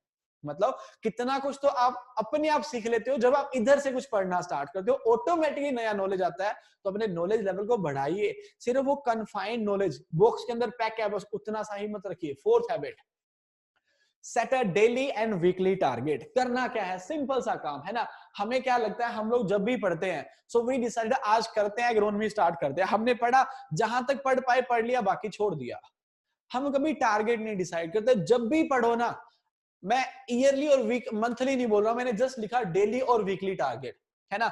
आज आपको टारगेट देके भी जाऊंगा ताकि अगली बार जब सैटरडे को फिर से आऊं ना, तो तुम खुद देख सकोगे इन 7 दिनों के अंदर बातें अगर हमने मानी है तो कितना इंप्रूवमेंट हुआ है। खुद एनालाइज कर पाओगे उन चीजों को। आप जब भी सुबह उठते हो, मैं कभी नहीं कहता बच्चों को कि सुबह जल्दी उठो, रात में, जो आपको ठीक लगता है। बिकॉज ग्रेजुएट बच्चा बहुत मैच्योर है, वो सब जानता है अपने फ्यूचर के बारे में, वो करेगा मेहनत। तो आप रात के लेट तक जागिए या सुबह जल्दी उठिए, मुझे फर्क नहीं पड़ता। बट लेकिन जब सुबह उठते हो ना, उठते ही सबसे पहला काम क्या करो, पहला तो इसको करना है, बट इससे पहले काम करो अपने दिन का स्केड्यूल देखते हुए। आपको खेत में काम करना है, घर में काम करना है, जो भी है, उस सारे स्केड्यूल को देखते हुए अपना टारगेट डिसाइड कर लो कि आज रात को जब सोऊंगा ना तो इतना तो मैं कर लूंगा। क्योंकि आपको पता है मेरा दिनचर्या क्या है, मैं 5 पेज पढ़ सकता हूँ, 10 पढ़ सकता हूँ, 15। बट द पॉइंट इज, मैं क्यों बोल रहा हूं ऐसा, आप जब सुबह अपना टारगेट डिसाइड कर लोगे ना, तो रात को सोते टाइम फिर से सोचना क्या मैंने उतना किया। अगर आपने कर लिया तो दिन का सही यूज किया, अगर आपने नहीं किया तो आप दिन का दुरुपयोग कर रहे हो, गलत यूज कर रहे हो। तो सो नहीं उस टाइम पे, फिर से उठ जाओ, पहले अपना टारगेट पूरा करो। प्रेशर आ जाएगा आपके ऊपर, आप जल्दी जल्दी उन चीजों करेंगे और वही देखेंगे आप जो हर दिन नहीं कर रहे थे वो करना स्टार्ट करेंगे। तो इसीलिए आज जब लेक्चर खत्म हो गया ना, अपने इस वीक का टारगेट और कल उठ के अपना डेली का टारगेट डिसाइड करना और करके देखना एक बार। जब दिन का टारगेट लोगे सुबह, अब वही सोचोगे जितना आप कर सकते हो, बिकॉज आप कभी नहीं बोलोगे कि सर मैं सारे करंट अफेयर्स पढ़ लूंगा 2 महीने के आज के दिन, क्यों मैं पढ़ ही नहीं सकता इतने यार। बट आप बोलोगे सर पिछले 1 हफ्ते के सारे करंट आज के दिन में कलेक्ट कर लूंगा, बिकॉज आप कर सकते हो ऐसा, तभी तो सोच पाए ना। हमेशा यार जो आप सोच सकते हो डेफिनेटली आप कर भी सकते हो, तो करिए उसे एक बार करके देखिए। एंड लास्ट हैबिट क्या होनी चाहिए आपकी? Self evaluate yourself. इसका मतलब क्या होता है? खुद को चेक करना। जब मैं क्लास लेके आपकी ओवर करूंगा, है ना, तो जरूर नहीं है कि मैं आपसे ही फीडबैक लूं कि बच्चों कैसा पढ़ाया, कैसा सेशन था। मुझे खुद को भी समझ आ रहा है यार कि मैं कितना का इंटरेस्ट बना पा रहा हूं बच्चों का, कितना कुछ इंपॉर्टेंट बता रहा हूं उनको। सेम आपके साथ होता है। जब पढ़ते हो ना, आत्मा को शांति मत दिया करो, आत्मा को सिलेक्शन दिया करो। अपने आप को चेक करो कि कल मेरे पास कितना नॉलेज था और आज 24 घंटे के बाद मैंने नया क्या सीखा। मैंने अगर ये सीख लिया कि भदावरी के अंदर हाईएस्ट फैट होता है, तो ये तेरे को पहले से पता था भाई, नया थोड़ी सीखा। तो हर दिन प्रोडक्टिव काम करो, वेस्टेज वाले टाइम को लाइफ से निकाल दो। और स्पेशली बोलता हूं, ये व्हाट्सएप वाले डिस्कशन, किसी पीडीएफ नोट्स को पढ़ना जो फ्री में आए, नेचुरल सी बात है ना। मैं क्लियरली बोलता हूं भाई, ये जो फ्री वाली पीडीएफ आती है ना, ये बेकार पीडीएफ है, तभी तो फ्री में है। क्योंकि आप देखिए दुनिया में कुछ ऐसा अच्छा है जो फ्री में मिलता है। आप देख लीजिए इस टाइम पे कोरोना की वैक्सीन की कितनी डिमांड है।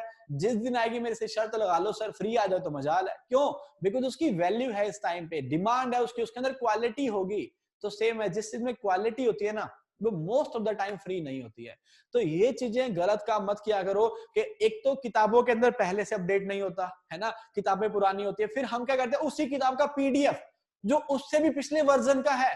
तो 2011-12 की किताब तो 2020-21 के अंदर पढ़ रहा है भाई, 10 साल पीछे चल रहा है तू। तो ये गलत काम मत करिए। हमेशा खुद को सेल्फ इवैल्यूएट करो कि क्या मैं चेंज कर पा रहा हूं खुद को। नहीं, ये प्लीज 5 हैबिट डेवलप कीजिए आप 1 हफ्ते के लिए। अगले सैटरडे फिर से सेशन को कंटिन्यू करूंगा, मतलब कुछ और बताना और प्लस फिर टॉपिक भी। बट उस टाइम पे एनालाइज करना इन 5 हैबिट को लगन करने के बाद कि क्या इंप्रूवमेंट हुआ कि नहीं हुआ। 1 हफ्ते के लिए करना है ना, बिकॉज अगर आपको लग रहा है ये बंदा ठीक बोलता है और तुमने सेशन के लिए उस लिंक पे क्लिक करा, तो इतनी बात तो मान सकते हो। करके देख लो, खुद समझ जाओगे इंप्रूवमेंट होता है कि नहीं होता। आगे मूव करता हूं। what should be my strategy, है ना। अब तैयारी करनी है तो मुझे स्ट्रेटेजी क्या अपनानी चाहिए। अब बातें तो मैंने सुन ली सर, है ना, ये नहीं करना वो नहीं करना, फिर करना क्या है। ओके, स्ट्रेटेजी की बात करता हूं तो पहले तो आपके सब्जेक्ट्स की बात कर लेता हूं। Subjects to be studied for these exam. पहले उस साइड आप मेजर सब्जेक्ट को देख पा रहे हैं, आपके मेजर सब्जेक्ट जो आपको मोस्टली एग्जाम्स के लिए पढ़ने पड़ते हैं। मैंने पहले बोला मैं किसी एक एग्जाम को लेके नहीं चल रहा हूं, मैं सारे ही लेके चल रहा हूं। पॉसिबल आप एग्जाम कुछ भी हो सकता है। तो सबसे पहले तो आपके एग्जाम के अंदर क्या आता है, दैट इज एग्रीकल्चर। फिर आपका क्या है, इंग्लिश है, क्वांट है और रीजनिंग है। ये 4 सब्जेक्ट मेजर है। माइनर के अंदर जाऊं तो जैसे नाबार्ड है वो ईएसआई पूछ लेता है, इकोनॉमिकल सोशल इश्यूज। फिर जनरल अवेयरनेस आ जाती है, या फिर जनरल नॉलेज आ जाता है, या फिर आपके स्टेट का नॉलेज आ जाता है अगर आप किसी स्टेट एग्जाम के अंदर जा रहे हैं।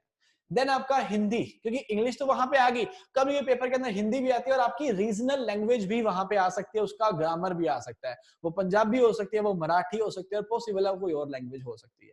एंड लास्ट इज आपका बायोलॉजी। मैंने यहाँ पे क्यों लिखा, क्योंकि अभी जो एफसीए वाला पेपर होता है उसके अंदर फिर क्या पूछते हैं, वो वहां पे बॉटनी, जियोलॉजी, है ना, केमिस्ट्री, ये सब भी ऐड कर देते हैं। तो वो भी, बट ये माइनर सब्जेक्ट है, हर एग्जाम के अंदर नहीं है, ये मेजर सब्जेक्ट है ना। ये ऑलमोस्ट हर एग्जाम के अंदर आपको मिलेंगे ही मिलेंगे, कम और ज्यादा, बट ये मिलते ही मिलते हैं। मैं एग्जांपल देता हूं। डीडीए की vacancy, DDA SO, Delhi development authority section officer की वैकेंसी है। सेम उसके अंदर एग्रीकल्चर के नाम पे उसका प्रोफेशनल नॉलेज ऑफ फ्लोरिकल्चर वाला पार्ट है, फिर मैथ्स, रीजनिंग, इंग्लिश उसके अंदर है। कम नंबर की है बट वहां पे है। एनएससी की वैकेंसी आएगी, 100 क्वेश्चन आएंगे उसमें, 70 क्वेश्चन एग्रीकल्चर से, 30 क्वेश्चन फिर से यहाँ से आ जाएंगे। एएफओ आएगा इसी साल, है ना, वहां पे तो प्री आपका इन सब्जेक्ट से, मेंस फिर यहाँ पे आ जाएगा। नाबार्ड आएगा, फिर से 4 एग्जाम के साथ, 4 के साथ इसे भी इंक्लूड कर लेगा। तो अल्टीमेटली इन सब्जेक्ट्स ने रिपीट होना ही होना है। तो जब मैं मेरी स्ट्रेटेजी बना रहा हूं कि मेरी स्ट्रेटेजी क्या होनी चाहिए, तो सबसे पहले स्ट्रेटेजी इन पार्ट्स को छोड़ दो। क्यों? ये माइनर है, इनको तब करेंगे जब हमारा एग्जाम आने वाला होगा, उस टाइम पे हम इसे करेंगे। फिलहाल हमारा एग्जाम नहीं आने वाला। So what we are doing right now, इस टाइम पे हम फोकस करेंगे हमारे मेजर एग्जाम पे, मेजर पोर्शन पे, मेजर सब्जेक्ट्स पे, है ना। मेजर सब्जेक्ट्स की जब बात करता हूं, मैंने लिख तो यहाँ पे 4 दिए हैं, है ना। मैंने बोला एग्रीकल्चर है, इंग्लिश है, फिर उसके बाद क्वांट है, फिर रीजनिंग है। लेकिन समझदार इंसान वो होता है जो दूसरों की गलतियों से सीखे, है ना। अब जो लोग एएफओ की तैयारी कर रहे हैं ना, जो लास्ट ईयर के स्टूडेंट होंगे, जिनका इस साल है, वो बेचारे फ्रेशर्स हैं, उनको जैसा बताया गया वो वैसा ही करेंगे, है ना। लेकिन लास्ट ईयर वाले वैसा नहीं करेंगे, वो लास्ट ईयर वाला अपना बुरा एक्सपीरियंस यूज करेंगे। मैं आपको बता दूं कैसा बुरा एक्सपीरियंस। पिछले साल बच्चों ने एक बुरा एक्सपीरियंस लिया। क्या बुरा एक्सपीरियंस लिया कि उससे पिछले साल करंट अफेयर से बहुत ज्यादा क्वेश्चन आए थे। उन्होंने करंट अफेयर्स को पढ़ना स्टार्ट करा, बहुत ज्यादा पढ़ना स्टार्ट करा, और एट द एंड इस साल करंट अफेयर्स में से कोई क्वेश्चन ही नहीं आए। पिछले साल, ये तो मैं पिछले से पिछले की बता रहा हूं। लास्ट ईयर क्या हुआ, जो प्री की कट ऑफ थी वो काफी हाई चली गई, है ना। अब बच्चों ने फिर से पिछले साल का एक्सपीरियंस लेके इस साल तैयारी करना स्टार्ट कर दिया। अब वो फोकस्ड है कि यार ये तो हो ही जाएगा, ये तो 4 साल पढ़ लिया है, अब इसको करना स्टार्ट करते हैं। So they started studying quant, reasoning, English.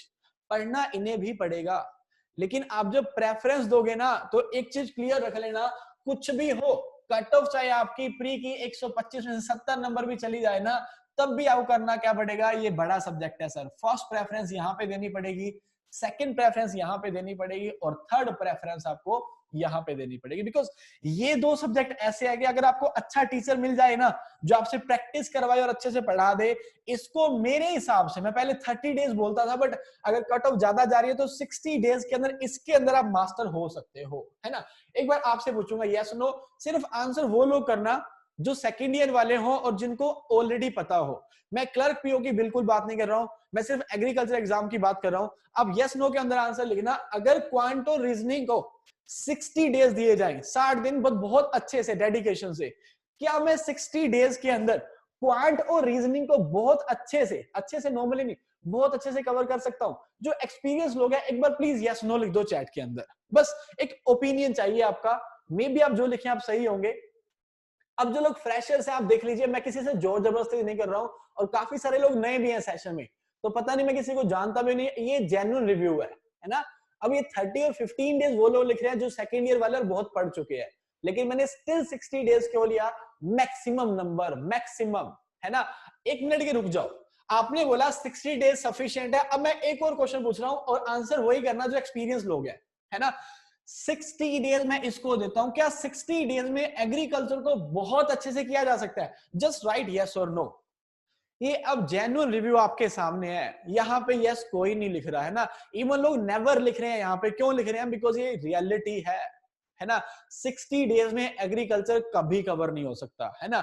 Quant और रीजनिंग के लिए आपने 60 को 45 भी कर दिया, बट इससे अगर आप 60 कर देंगे, सबसे बड़ी गलती है, 60 यहां पे नहीं हो सकते। इसके लिए एटलीस्ट आपको मेरे हिसाब से 120 डेज, 4 मंथ तो चाहिए ही चाहिए। बाकी अगर स्लो स्पीड से चल रहे हो तो 5 से 6 महीने लेके चलो, अदरवाइज डेडिकेटेड 4 मंथ्स रिक्वायर्ड है एग्रीकल्चर के लिए, है ना। चलो रुक जाइए, थैंक यू सो मच जिन्होंने बोला, है ना, क्योंकि मैं बोल रहा हूँ एक्सपीरियंस लोग तो कहीं ना कहीं हमें ऐसा ना लगे हमारा। और हाँ, एक बात और बोल, मैंने एक्सपीरियंस लोग जब बोला तो मे बी इन लोगों का सिलेक्शन नहीं हुआ होगा। एक चीज लाइफ में ध्यान रखना कभी भी, है ना, आप जब गिरते हो ना, इस चीज को चैलेंज लिया करो, बिकॉज गिरना बहुत अच्छी बात होती है। क्यों अच्छी बात होती है? क्योंकि अगर आप उसी साल सेलेक्ट हो जाते हैं ना, तो कितना कुछ जो आप इस साल सीख रहे हैं कभी नहीं सीख पाते। और अल्टीमेटली मैं आपको बता दूं, जॉब तो अगर आप डेडिकेटेड हो ना, लग ही जाओगे, आज नहीं तो कल, कल नहीं तो परसों, 1 साल नहीं तो 2, 2 नहीं तो 3 साल। लेकिन ये जो संघर्ष के 3 साल होते हैं ना, ये लाइफ में जो सिखा के जाते हैं ना, इससे ज्यादा कभी नहीं सीख पाते। रियलिटी बताता हूं, मैंने पहले बोला, मैं नॉलेज के बेस पे नहीं, एक्सपीरियंस के बेस पे बता रहा हूं, है ना। मैं गवर्नमेंट जॉब छोड़ के प्राइवेट सेक्टर के अंदर आया था, और प्राइवेट सेक्टर के अंदर बहुत फ्रस्ट्रेट हुआ था। क्यों? बहुत काम करवाते थे, लेकिन अच्छी बात थी वो। क्यों अच्छी बात थी? मैं जब उस प्राइवेट सेक्टर को छोड़ के यहाँ पे आया ना, मुझे सुबह 7 बजे से क्लासेस स्टार्ट करके रात के 11 बजे तक पढ़ाना पड़ता था, मुझे कभी डिफिकल्ट नहीं लगा। तो वो अच्छी बात थी, बिकॉज मैं वहां से एक बुरा एक्सपीरियंस लेके आया जो मेरे लिए यूजफुल बना। मैंने एक एक दिन के अंदर 7 बैच, दैट मीन्स 14 आवर्स पढ़ाया, और मुझे पता है 14 आवर्स पढ़ाना जान निकल जाती थी। जानबूझ के बच्चों को 5 मिनट पहले छोड़ता था, अगले बैच को 10 मिनट लेट स्टार्ट करता था, ताकि मुझे थोड़ा सा ब्रेक मिल जाए। बट एनी हाउ कैसे मैनेज हुआ? बिकॉज मेरे पास एक बुरा एक्सपीरियंस था। अगर अच्छा होता तो शायद मैं ये नहीं कर पाता। तो ऐसा भी होता है लाइफ में ना, कभी कभी गलत चीजें हो जाती है, बट वो गलत चीजें भी अच्छे के लिए होती है ना। तो चलो, अब सब लोगों को समझ आ गया। मैंने इंग्लिश के लिए आपसे क्यों नहीं पूछा, बिकॉज इंग्लिश के अंदर हर किसी का है, क्योंकि इंग्लिश ना स्टेट वाइज भी डिवाइड हो जाती है। महाराष्ट्र के लोग इंग्लिश में ओके ओके होते हैं, यूपी से राजस्थान के लोग बड़े वीक होते हैं, साउथ के लोग भी ऑफ कोर्स एवरेज हैं, बहुत अच्छे इंग्लिश में, बहुत अच्छा कोई नहीं होता। इंडिया में अच्छी इंग्लिश तो किसी की भी नहीं है, भूल जाओ, मेरी भी नहीं है, पढ़ाने वाले टीचर की भी नहीं होती है ना। वो भी हिंदी के अंदर ही पढ़ा रहा होता है कि वो इंग्लिश में फंस जाएगा बेचारा, अगर बोलेगा तो, है ना। I have seen the people who are famous in Maharashtra, but वो मराठी के अंदर पढ़ाते हैं। भाई why you teaching in Marathi? क्योंकि एक तो बच्चों को कंफर्ट है, सेकेंडली खुद का कंफर्ट है। भाई इंग्लिश नहीं आती उतनी, परफेक्ट तो कोई भी नहीं है, बट हाँ एवरेज और बिलो एवरेज जरूर है लोग। तो आप जहां पे भी है, इंग्लिश के लिए एक ही सजेशन है, किसी बुक के साथ नहीं जाना, पेपर के साथ जाओ और practice set, papers practice set, paper practice set. कौन सा पेपर? इंग्लिश न्यूज़पेपर और practice set, more than sufficient है। 3 से 4 महीने कर लो, ऑफ कोर्स आप इंप्रूव हो जाओगे। ये 60 दिन के अंदर हो जाएगा, लेकिन मेजर टाइम ये लेके जाएगा। तो अब मैं अपने पॉइंट पे आता हूं। मैंने बोला व्हाट शुड बी स्ट्रेटजी, तो मैंने आपको बताया स्ट्रेटजी किस हिसाब से लेके चलो। नाउ स्ट्रेटजी फॉर एग्रीकल्चर, है ना, कि एग्रीकल्चर जब मैं पढ़ने वाला हूं, एग्रीकल्चर प्रिपेयर करूंगा, तो अब मेरी स्ट्रेटजी क्या होनी चाहिए। तो एग्रीकल्चर के लिए मैंने लेक्चर के शुरू में बात की, आपने देखा उन चीजों को और खुद एक्सेप्ट करा कि हम गलत काम करते। तो एक तो मैं होप करता हूं कि आज से आप ये वाले गलत काम छोड़ देंगे, है ना। जो जो अनप्रोडक्टिव काम करते हो वो मत करो, और जो जो प्रोडक्टिव है उसको करना स्टार्ट करो। क्योंकि मैंने तो सिर्फ व्हाट्सएप एग्जांपल दिया, पॉसिबल आप कुछ और भी करते होंगे। तो एक चीज तो क्लियर रखना, क्या चीज आपको समझाता हूं। What we have in agriculture, अगर मुझे एग्रीकल्चर एग्जाम की तैयारी करनी है ना, तो मेरे पास क्या है। सबसे पहले क्या आता है, general agriculture major subject. Major subject का मतलब मेरे पास क्या है, एग्रोनॉमी हुआ, सोयल साइंस हुआ, एनिमल हस्बेंड्री हुआ, हॉर्टिकल्चर हुआ, ये मेजर सब्जेक्ट है। फिर क्या आ गया, जनरल एग्रीकल्चर माइनर सब्जेक्ट। जैसे माइनर में जाऊंगा तो ज्यादा क्वेश्चन जहां से नहीं आते, जैसे एंटो हुआ, पैथो हुआ, एक्सटेंशन हुआ, इकोनॉमिक्स हुआ, ये काइंड ऑफ माइनर सब्जेक्ट है। उसके बाद बात करता हूं किसकी, एलाइड साइंसेस की। एलाइड में कौन आ गया, एलाइड में मेजरली तो हमारा पोल्ट्री आएगा, है ना। लेकिन आजकल पोल्ट्री के बजाय bee keeping, sericulture, lac culture, यहां से भी क्वेश्चन आने स्टार्ट हो गया है। तो भाई क्वेश्चन आपको वो भी कवर करने पड़ेंगे, क्योंकि एक चीज ध्यान रखना, 50% जिस बच्चे के आते हैं ना, वो 70% नंबर ला सकता है मेहनत करके, वो कर लेगा 70%। लेकिन जिस बच्चे के 75% आते हैं ना, उस बच्चे से पूछ के देखना 75% से 80% पे पहुंचने में कितना जोर लगता है। जो लोग होंगे अच्छे पढ़ने वाले, वो मेरी बात को समझ पा रहे होंगे। 75 से 80 जाना 5% बहुत डिफिकल्ट है, और 50 से 70 पे आना 20% उससे कहीं इजी है। ऐसा क्यों बोल रहा हूं, ऐसा इसलिए बोल रहा हूं, इन सब्जेक्ट्स के अंदर एक्सपर्टाइज लेना बहुत इजी है। कोई भी अच्छी बुक उठाएगा, 3 महीने मेहनत करेगा, एक्सपर्ट हो जाएगा। लेकिन इसकी तो लिटरेचर ही नहीं है, किताबी तो नहीं मिलती, किताबों में डेटा ही तो नहीं मिलता। पेपर आया था सडनली, सामने पढ़ते हैं, यार ये इंसेक्ट कौन सी किसका है, पढ़ा ही नहीं कभी हमने नाम, क्यों, बिकॉज एलाइड पे कभी फोकस नहीं करा।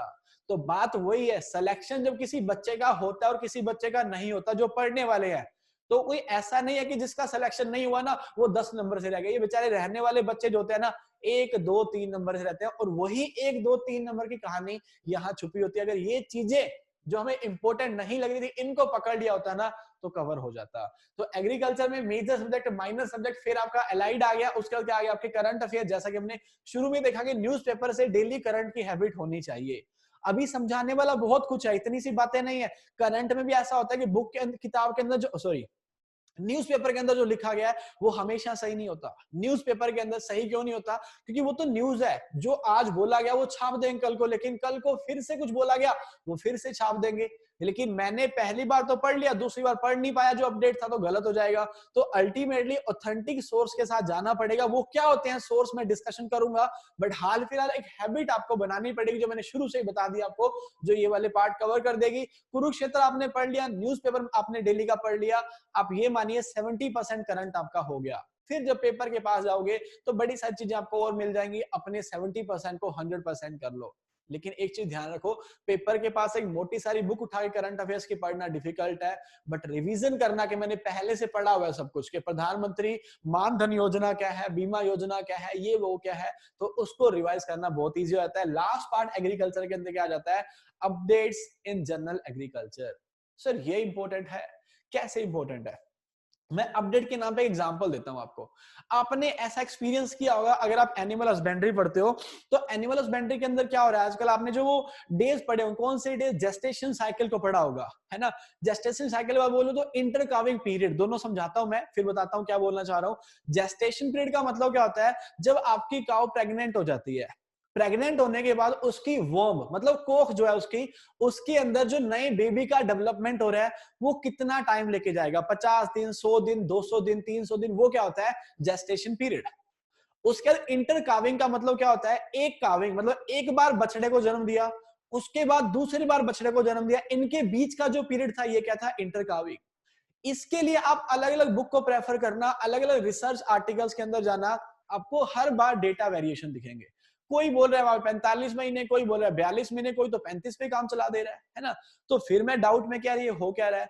और फिर आप जानना आपका एनडीआरआई के साथ, आईवीआरआई के साथ, या फिर नए नए आर्टिकल के साथ, रिसर्च पेपर के साथ, वो आपको बताएंगे कि हमारे पास अब नई नई टेक्निक्स आ रही हैं। अब हम एक मेल को प्रेफर ना करके डायरेक्टली आर्टिफिशियल इंसेमिनेशन कर रहे हैं। कितनी सारी नई टेक्निक से अब क्या कर लिया गया है, इंटर काविंग पीरियड को पहले से घटा दिया गया ताकि बछड़े को ज्यादा जन्म दे पाए, फार्मर को ज्यादा बेनिफिट हो, है ना। तो वो इंटर काविंग पीरियड के अंदर रिसर्च होते जा रहे हैं। मैंने तो रट्टा मारा कि साहिवाल का इतना है, अब एनडीआरआई ने साहिवाल पे नया रिसर्च करा, बोले नहीं जी हमने तो 3 महीने कम कर दिया इंटर काविंग पीरियड को। मैं तो जानकारी नहीं इस बात का, तो मैं तो पेपर के अंदर अपनी जान मैं बोलूंगा कि मेरे अकॉर्डिंग तो वो सही है, लेकिन एक्चुअली वो आंसर गलत हो। क्यों? क्योंकि मैंने नॉलेज को अपडेट नहीं करा। तो जर्नल के अंदर जो पढ़ते हो ना उसका अपडेट भी सर कंपलसरी है ना। तो आपको करना क्या है, ये जो general agriculture, major, minor, allied, current और आपके अपडेट्स, इन सब पार्ट पे कवर करना है। इन सब पार्ट पे आपको ध्यान रखना पड़ेगा। अब जैसा कि जब मैं यहाँ पे था, मैंने सब्जेक्ट तो बोले थे, मैंने साथ साथ बोला प्रेफरेंस किसको दोगे। तो हमने सीखा फर्स्ट, सेकंड और थर्ड प्रेफरेंस। अब मैं जब एग्रीकल्चर के अंदर मैंने फिर से नई नई बातें कर दी, ये करो वो करो। अब मैं प्रेफरेंस किसको दूं? मैं प्रेफरेंस के नाम पहले आपसे पूछूंगा, है ना, फिर आपको बताऊंगा। अगर मैं ये बोलूं कि हमें इसमें से ज्यादा नॉलेज किसका है ना, मैं आपसे पूछता हूं ए, बी, सी, डी और ई, है ना, ज्यादा नॉलेज हमें किसका? अपडेट का? बिल्कुल नहीं। अपडेट तो आपको आइडिया ही नहीं है कहां कहां अपडेट हो रहे हैं। करंट अफेयर्स अभी देख लिया हमने, करंट का नॉलेज है ही नहीं। एलाइड का नॉलेज ऑफ कोर्स हमारे पास नहीं है ना। और फिर बात आती है, क्योंकि एलाइड में ज्यादा लिटरेचर हमारे पास नहीं है। कितनी किताबें हैं जो बी कीपिंग पे, सेरिकल्चर, लैकल्चर पे है ही नहीं सर मार्केट में। अब बात आती है जनरल एग्रीकल्चर, माइनर की और मेजर सब्जेक्ट की, है ना। अब ए और बी ये तो मुझे पता है, सी, डी और ई तुम्हारे पास नॉलेज नहीं है ज्यादा इसका, बट ए और बी में से नॉलेज है। अब एक बार चैट के अंदर लिखना, कोई भी, है ना, चैट के अंदर लिखो आपके पास ज्यादा नॉलेज किसका है, ए का या फिर बी का, जनरल एग्रीकल्चर मेजर सब्जेक्ट्स का है या फिर माइनर सब्जेक्ट्स का। ए और बी लिख दीजिए। ऑफ कोर्स मुझे आंसर पहले से पता है, लेकिन स्टिल मैं एक जेन्युइन फीडबैक चाहता हूं, है ना। कुछ लोग पॉसिबल है बी लिख सकते हैं, बट मुझे पता है 95% लोगों का ओपिनियन क्या है, they will go with the ए। और ऑफ कोर्स ऐसा ही है, 95% में नहीं, सब लोग ए पे ही है। Okay fine, thank you so much. रुक जाइए, एक आंसर आपसे और पूछूंगा, है ना, रुक जाइए सर, थैंक यू। मैंने बोला आपके पास ज्यादा नॉलेज किसका है, you said general agriculture major subjects का। बिल्कुल ठीक बात, मैं जानता हूं पहले से ऐसा। अब मुझे एक बात बताओ, जैसा कि मैंने शुरू के अंदर आपसे क्वेश्चन पूछा था कि जब मुझे तैयारी करनी है, प्रिपरेशन करनी है, तो मुझे क्या करना चाहिए? मुझे वो पढ़ना चाहिए जो आता है कि जो नहीं आता? ऑफ कोर्स आपने बोला मुझे वो पढ़ना चाहिए जो मुझे नहीं आता। अब अगर आप प्रिपरेशन स्टार्ट करते हो किसी भी एग्जाम के लिए, मे बी आपने नोट्स बनाना स्टार्ट किया, आपने बुक पढ़ना स्टार्ट किया, आपने व्हाट्सएप के अंदर डिस्कशन करना स्टार्ट किया, तो आप ये बात मानते हो आपको डिस्कशन वो करना चाहिए जो आपको नहीं आता। अब जेन्युइनली फिर से ए भी राइट आंसर दे दो, है ना। आप डिस्कशन कहां से स्टार्ट करते हो? ए से स्टार्ट करते हो या आप डिस्कशन मतलब पढ़ना स्टार्ट करना, डिस्कशन स्टार्ट करना या फिर कुछ भी करना, ए से करते हो या फिर आप बी से करते हो, है ना। Okay fine, that's it. अब आपके सामने मैं फिर से अगेन आपको बताऊंगा, बट अब आपके सामने है। अब आपने बोला ए को करते हैं, और ये बात मैं जानता हूं अब तुम बोलोगे सर ए को तो नहीं करना चाहिए, बिकॉज जिसका नॉलेज तुम्हारे पास ज्यादा है उसका डिस्कशन फिर से क्यों करना, जिसका नहीं है उसके साथ जाना चाहिए ना। बट हाँ, इसका डिस्कशन करने का रीजन ये भी है कि पेपर में आता भी ये वाला पोर्शन ज्यादा है। इट्स ओके, क्योंकि कहानी तो वो 2 से 3 नंबर की है ना, जहां पे हमारा सिलेक्शन रुक सकता है और हमारा सिलेक्शन हो सकता है। उन 2 से 3 नंबर को कवर करने की बात करेंगे, ठीक है। अब फीडबैक मेरे सामने आपका, अब मैं आगे मूव करता हूं। ये तो था जो हमें कवर करना पड़ता है एग्रीकल्चर में। Now come to the next point, sequence as per our knowledge, है ना। हमारा नॉलेज जो है उसके अकॉर्डिंग मैं सीक्वेंस करता हूं। सबसे कम नॉलेज हमें एलाइड साइंस का है ना, सेरिकल्चर, बी कीपिंग, पोल्ट्री, इसके बारे में ज्यादा जानते ही नहीं है। उसके बाद करंट, बिकॉज थोड़ा बहुत तो पढ़ ही लेते हैं लेकिन ज्यादा नहीं, उसके बाद अपडेट्स, चलो इसको ऊपर नीचे कर सकते हैं, फिर जनरल एग्रीकल्चर माइनर सब्जेक्ट, और सबसे आपने खुद बोला था सबसे ज्यादा जो नॉलेज है वो किसका, आपको जनरल एग्रीकल्चर मेजर का। अगर ज्यादा नॉलेज मैंने सबसे नीचे क्यों रखा, मैंने नीचे इसलिए रखा, प्रेफरेंसेस को ऐसे ही दीजिए, इसका नॉलेज आपके पास है सर, है ना, तो इसको बाद में पढ़ना। बिकॉज देखो अगर कल तुम्हारा पेपर है ना, और तुम्हारे पास ऑप्शन है कि या तो जनरल वाले मेजर सब्जेक्ट पढ़ लो या फिर सेरिकल्चर और लैग कल्चर को पढ़ो, आप क्या प्रेफर करोगे? आप प्रेफर करोगे रिवीजन करना किसको, जनरल के मेजर सब्जेक्ट को। क्यों? वो करना आसान है। लैग कल्चर सेरिकल्चर की जगह फंस जाऊंगा, वो भी गया और ये भी नहीं समझ पाऊंगा, तो इसलिए आप इसको प्रेफरेंस दोगे। सर ये तो कुछ ऐसा पार्ट है यार, तुम्हें जब अच्छा कंटेंट मिल गया ना, अच्छा कंटेंट मिल गया तुम इसे कवर कर लोगे, लेकिन अगर इसमें अच्छा कंटेंट मिला तब भी कवर करने में जोर आएगा। तो अब जब अपनी स्टडी करोगे ना, तो इस प्रेफरेंस को लेके चलना, अपने एलाइड पे फोकस करो, करंट पे फोकस करो, अपडेट पे फोकस करो, माइनर सब्जेक्ट को स्ट्रॉन्ग करो, उसके बाद सबसे लास्ट में मेजर सब्जेक्ट पे आइए। सर मैंने पहले ही बोला, करके देख लेना एक बार, एएफओ जाने से पहले पहले कोई ना कोई पेपर और भी आ जाएगा, है ना। पेपर स्टैटिक भी होते हैं, कुछ इजी एग्जाम भी होते हैं, स्टेट वाले जो एग्जाम है इजी होते हैं, उनमें ये सीक्वेंस नहीं चलेगा। लेकिन स्टैंडर्ड एग्जाम जो होंगे, है ना, अगर कोई ऑफिसर स्केल का एग्जाम है, एएफओ का है, नाबार्ड का, जो अच्छे अच्छे एग्जाम है जो आपको 30-40 हजार की सैलरी देके जाएंगे, 20-22 हजार वाले की बात नहीं करता हूं, क्योंकि मैं हमेशा बच्चों को बोलता हूं कि 20 हजार वाली जॉब का पेपर चाहे दे लेना, लेकिन उसका सपना मत देखना, क्योंकि अभी तो आपकी स्टेज है, अभी तो आप उस स्टेज पे हैं जहां पे आप सपने देखते हैं, तो एटलीस्ट सपने तो बड़े देखो यार। जब पूरे ना हुए तो छोटों पे आ जाएंगे, पहले से ही दिमाग को छोटा कर लिया, सपनों को छोटा कर लिया, तो फिर छोटे ही बनोगे ना। एक बार बड़ा होने का सपना देखो यार, ना बन पाए तो छोटों पे आएंगे, बट हाल फिलहाल हम छोटे नहीं देखने वाले, हम बड़ों के साथ ही जाएंगे। तो एक बार एक स्टैंडर्ड लेवल पे जाइए, डरिए मत, कर आप सकते हैं, आपको बस चाहिए तो एक प्रॉपर गाइडेंस, है ना, तो उसके साथ चलिए, ऑफ कोर्स आप इंप्रूव करेंगे। अब मैं आगे चलता हूं, मैं अब क्या दिखाता हूं आपको, कुछ ऐसा दिखाता हूं, जैसे मैंने बोला करंट अफेयर्स, तो अब ऐसा भी होता है कभी कभी पेपर के अंदर क्वेश्चन आते हैं, हमें लगता है करंट से तो क्वेश्चन ये जनरल से आए, मैं आपको दिखाता हूं। यहाँ पे देखिए सोइल हेल्थ कार्ड स्कीम के बारे में बोला गया, जो 19 फेब 2015 को सूरतगढ़ नाम के टाउन से, जो राजस्थान के अंदर है, वहां से शुरुआत होती है। अब सोयल हेल्थ कार्ड जो है वो तो क्या है, करंट अफेयर्स का पार्ट है, बिकॉज स्टार्ट ही तो हुई है 2015 के अंदर, है ना। चलो अभी करंट का पार्ट ना होगा, 5 साल पुराना, लेकिन इस टाइम पे करंट का पार्ट है। सर ये 15 के अंदर आई थी, 19 फरवरी को। ये देखिए 16 के अंदर क्वेश्चन आया एएफओ में, द पीएच वैल्यू ऑफ एल्काइली सॉइल। मुझे आपसे आंसर नहीं चाहिए, मैं जानता हूं इस आंसर को सब लोग लिख दोगे। अब मुझे ये बताओ, तुम्हें आंसर आता है ना? ऑफ कोर्स आता है। अब तुम बोलोगे क्वेश्चन सॉइल साइंस से आया है। एक चीज ध्यान रखो, इसने आते ही फोकस किया किस चीज पे, प्रोमेटिक सोइल पे। तब से प्रोमेटिक सोइल बहुत चर्चे के अंदर आ गई कि एल्केलाइन सोइल है, सलाइन है, इनको सुधार किया जाएगा तभी फार्मर्स की इनकम बढ़ेगी। तो जिक्र इसने किया और क्वेश्चन इसने पूछ लिया। अब कहने को ये क्वेश्चन है किसका, ये जनरल का क्वेश्चन है, सोइल साइंस क्वेश्चन है, बट ये गलत फहमी है बोलना, बिकॉज सर ये जनरल का नहीं है, करंट का है। क्यों है? तो वो जनरल का, लेकिन आया क्यों है? बिकॉज करंट के अंदर वो डिस्कशन में चल रहा था। तो ध्यान रखिए, पेपर में जनरल भी आ गया ना, लेकिन वो उन्हीं चीजों से आता है जो ट्रेंडिंग है इस टाइम पे, जो टॉपिक इंपॉर्टेंट है ना, चाहे वो सोइल का हो, चाहे वो एग्रोनॉमी का। आप देखो ना, एग्रोनॉमी से मोस्टली क्वेश्चन कहां से आते हैं? राइस और व्हीट का हमेशा क्वेश्चन आता है। ये मूंग और मोठ से क्वेश्चन क्यों नहीं आया? बिकॉज मूंग और मोठ is not an important crop. जो इंपॉर्टेंट है वही तो आएगा। तो उससे पहले, है ना, 2015 से पहले इस टाइप के क्वेश्चन कभी नहीं पूछे गए थे। 2016, 17, 18, 19 रिपीट होते रहे। क्यों? इसके बाद वो चीज ट्रेंडिंग में आ गई। और अगर मैं पूरा साल पेपर पढ़ता रहूं ना, तो मेरे माइंड में ना मूवी बननी स्टार्ट हो जाती है कि क्या कम इंपॉर्टेंट है, क्या ज्यादा, क्या कम, क्या ज्यादा। ऑटोमेटिकली मैं डिसाइड कर पाता हूं कि मुझे क्या पढ़ना है और क्या नहीं पढ़ना। 2016 के अंदर ये पूछा गया, 2016 के अंदर सेम बोला गया, which of the following is a technique for reclamation of saline sodic soil. Leaching से हम उसका सुधार कर सकते हैं। क्वेश्चन दिखने को जनरल का लग रहा है, लेकिन जनरल का नहीं था, ये उसी स्कीम से रिलेटेड क्वेश्चन था। 2017 के अंदर क्वेश्चन आया, how many soil health card has been distributed. अब करंट का ही है, लेकिन इस टाइम क्यों आया? बिकॉज इस टाइम पे स्कीम बहुत फास्ट चल रही थी, बहुत डेवलपमेंट हो रहा सॉइल के केस में। 2017 के अंदर बोला गया एल्काइली सॉइल हैविंग पीएच ऑफ, है ना। अब दिखने को तो ये जनरल का लग रहा है, बट सर भूल जाइए, ये जनरल का नहीं है, ये करंट अफेयर्स का है ना। क्यों? क्योंकि ये क्वेश्चन, और मैंने इससे आगे के ऐड नहीं किए क्योंकि मैं जस्ट टाइम पास नहीं चाह रहा, मैं बस उतनी बातें जानता हूं जितनी से मेरा बच्चा सक्सेसफुल बन सके। तो इसके बाद 2018 के अंदर भी क्वेश्चन आया। क्यों आया? क्योंकि वो चीज इंपॉर्टेंट होगी। 2015 से पहले इस वर्ड का कभी जिक्र ही ना होना, है ना, और 2015 के बाद इस चीज का बहुत रिपीट होना। क्यों? बिकॉज 2015 के अंदर क्या स्कीम आई? सॉइल हेल्थ कार्ड, है ना। तो अब मुझे बताइए, अगर मेरे पास नॉलेज है पूरे लास्ट 6 मंथ का, पूरे 1 साल का, ये 1 साल के अंदर एग्रीकल्चर में क्या क्या हुआ, मे बी उस करंट अफेयर से क्वेश्चन ना आए, है ना, लेकिन मुझे ये तो पता है ना कि गवर्नमेंट राइस पे ज्यादा फोकस कर रही है, गवर्नमेंट व्हीट पे कम कर रही है, प्रोसेसिंग पे जा रही है गवर्नमेंट, मार्केटिंग, मैं एग्जांपल दे रहा हूं, है ना, जहां भी जा रही है, मैकेनाइजेशन पे जा रही है, आईसीआर से बॉन्ड कर रही है, नाबार्ड से कर रही है। तो अल्टीमेटली जब पढ़ने बैठोगे ना, तो आपका माइंड आपको बताएगा कि यार ये तो हॉर्टिकल्चर के अंदर एप्पल की बात हो रही है, बहुत इंपॉर्टेंट है, आजकल एप्पल जिक्र में है, ये तो पीयर की बात हो रही है, पीयर तो चल ही ना।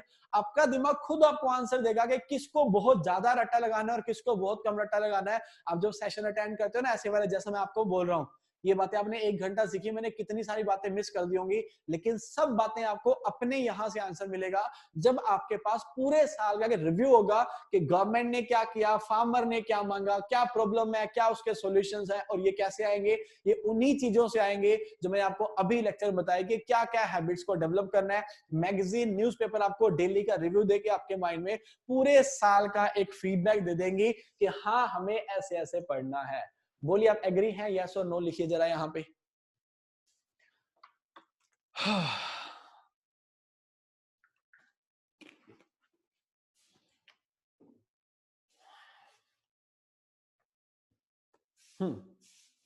चलो ठीक है भाई, होपफुली आप लोग मेरी बातें समझ पाए होंगे, और मे बी जैसा कि मैंने शुरू में बोला था, कुछ चीजें शायद आपको गलत लगी होंगी। इसमें गलत कैसे लगी होंगी? क्योंकि मैंने बोला कि ये आप गलत करते हो, है ना, व्हाट्सएप पे ये वो, बट ये हार्ड रियलिटी है। हम लोग अक्सर दुनिया को देख के करते हैं, बट हम ये भूल जाते हैं कि जब वैकेंसी आती है ना, कितनी वैकेंसी तो आती है 1000, लेकिन उस पे अपीयर होने वाले कितने लोग होते हैं? 2 लाख लोग। तो हम ये भूल जाते हैं कि 1,99,000 लोग तो रिजेक्ट होके आएंगे।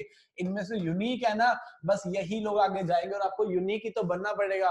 तो लोगों के सजेशन लेने बंद करो, जो आपको लोगों, मतलब मैं भी लोगों में आता हूं, मेरे सजेशन बंद करो, है ना।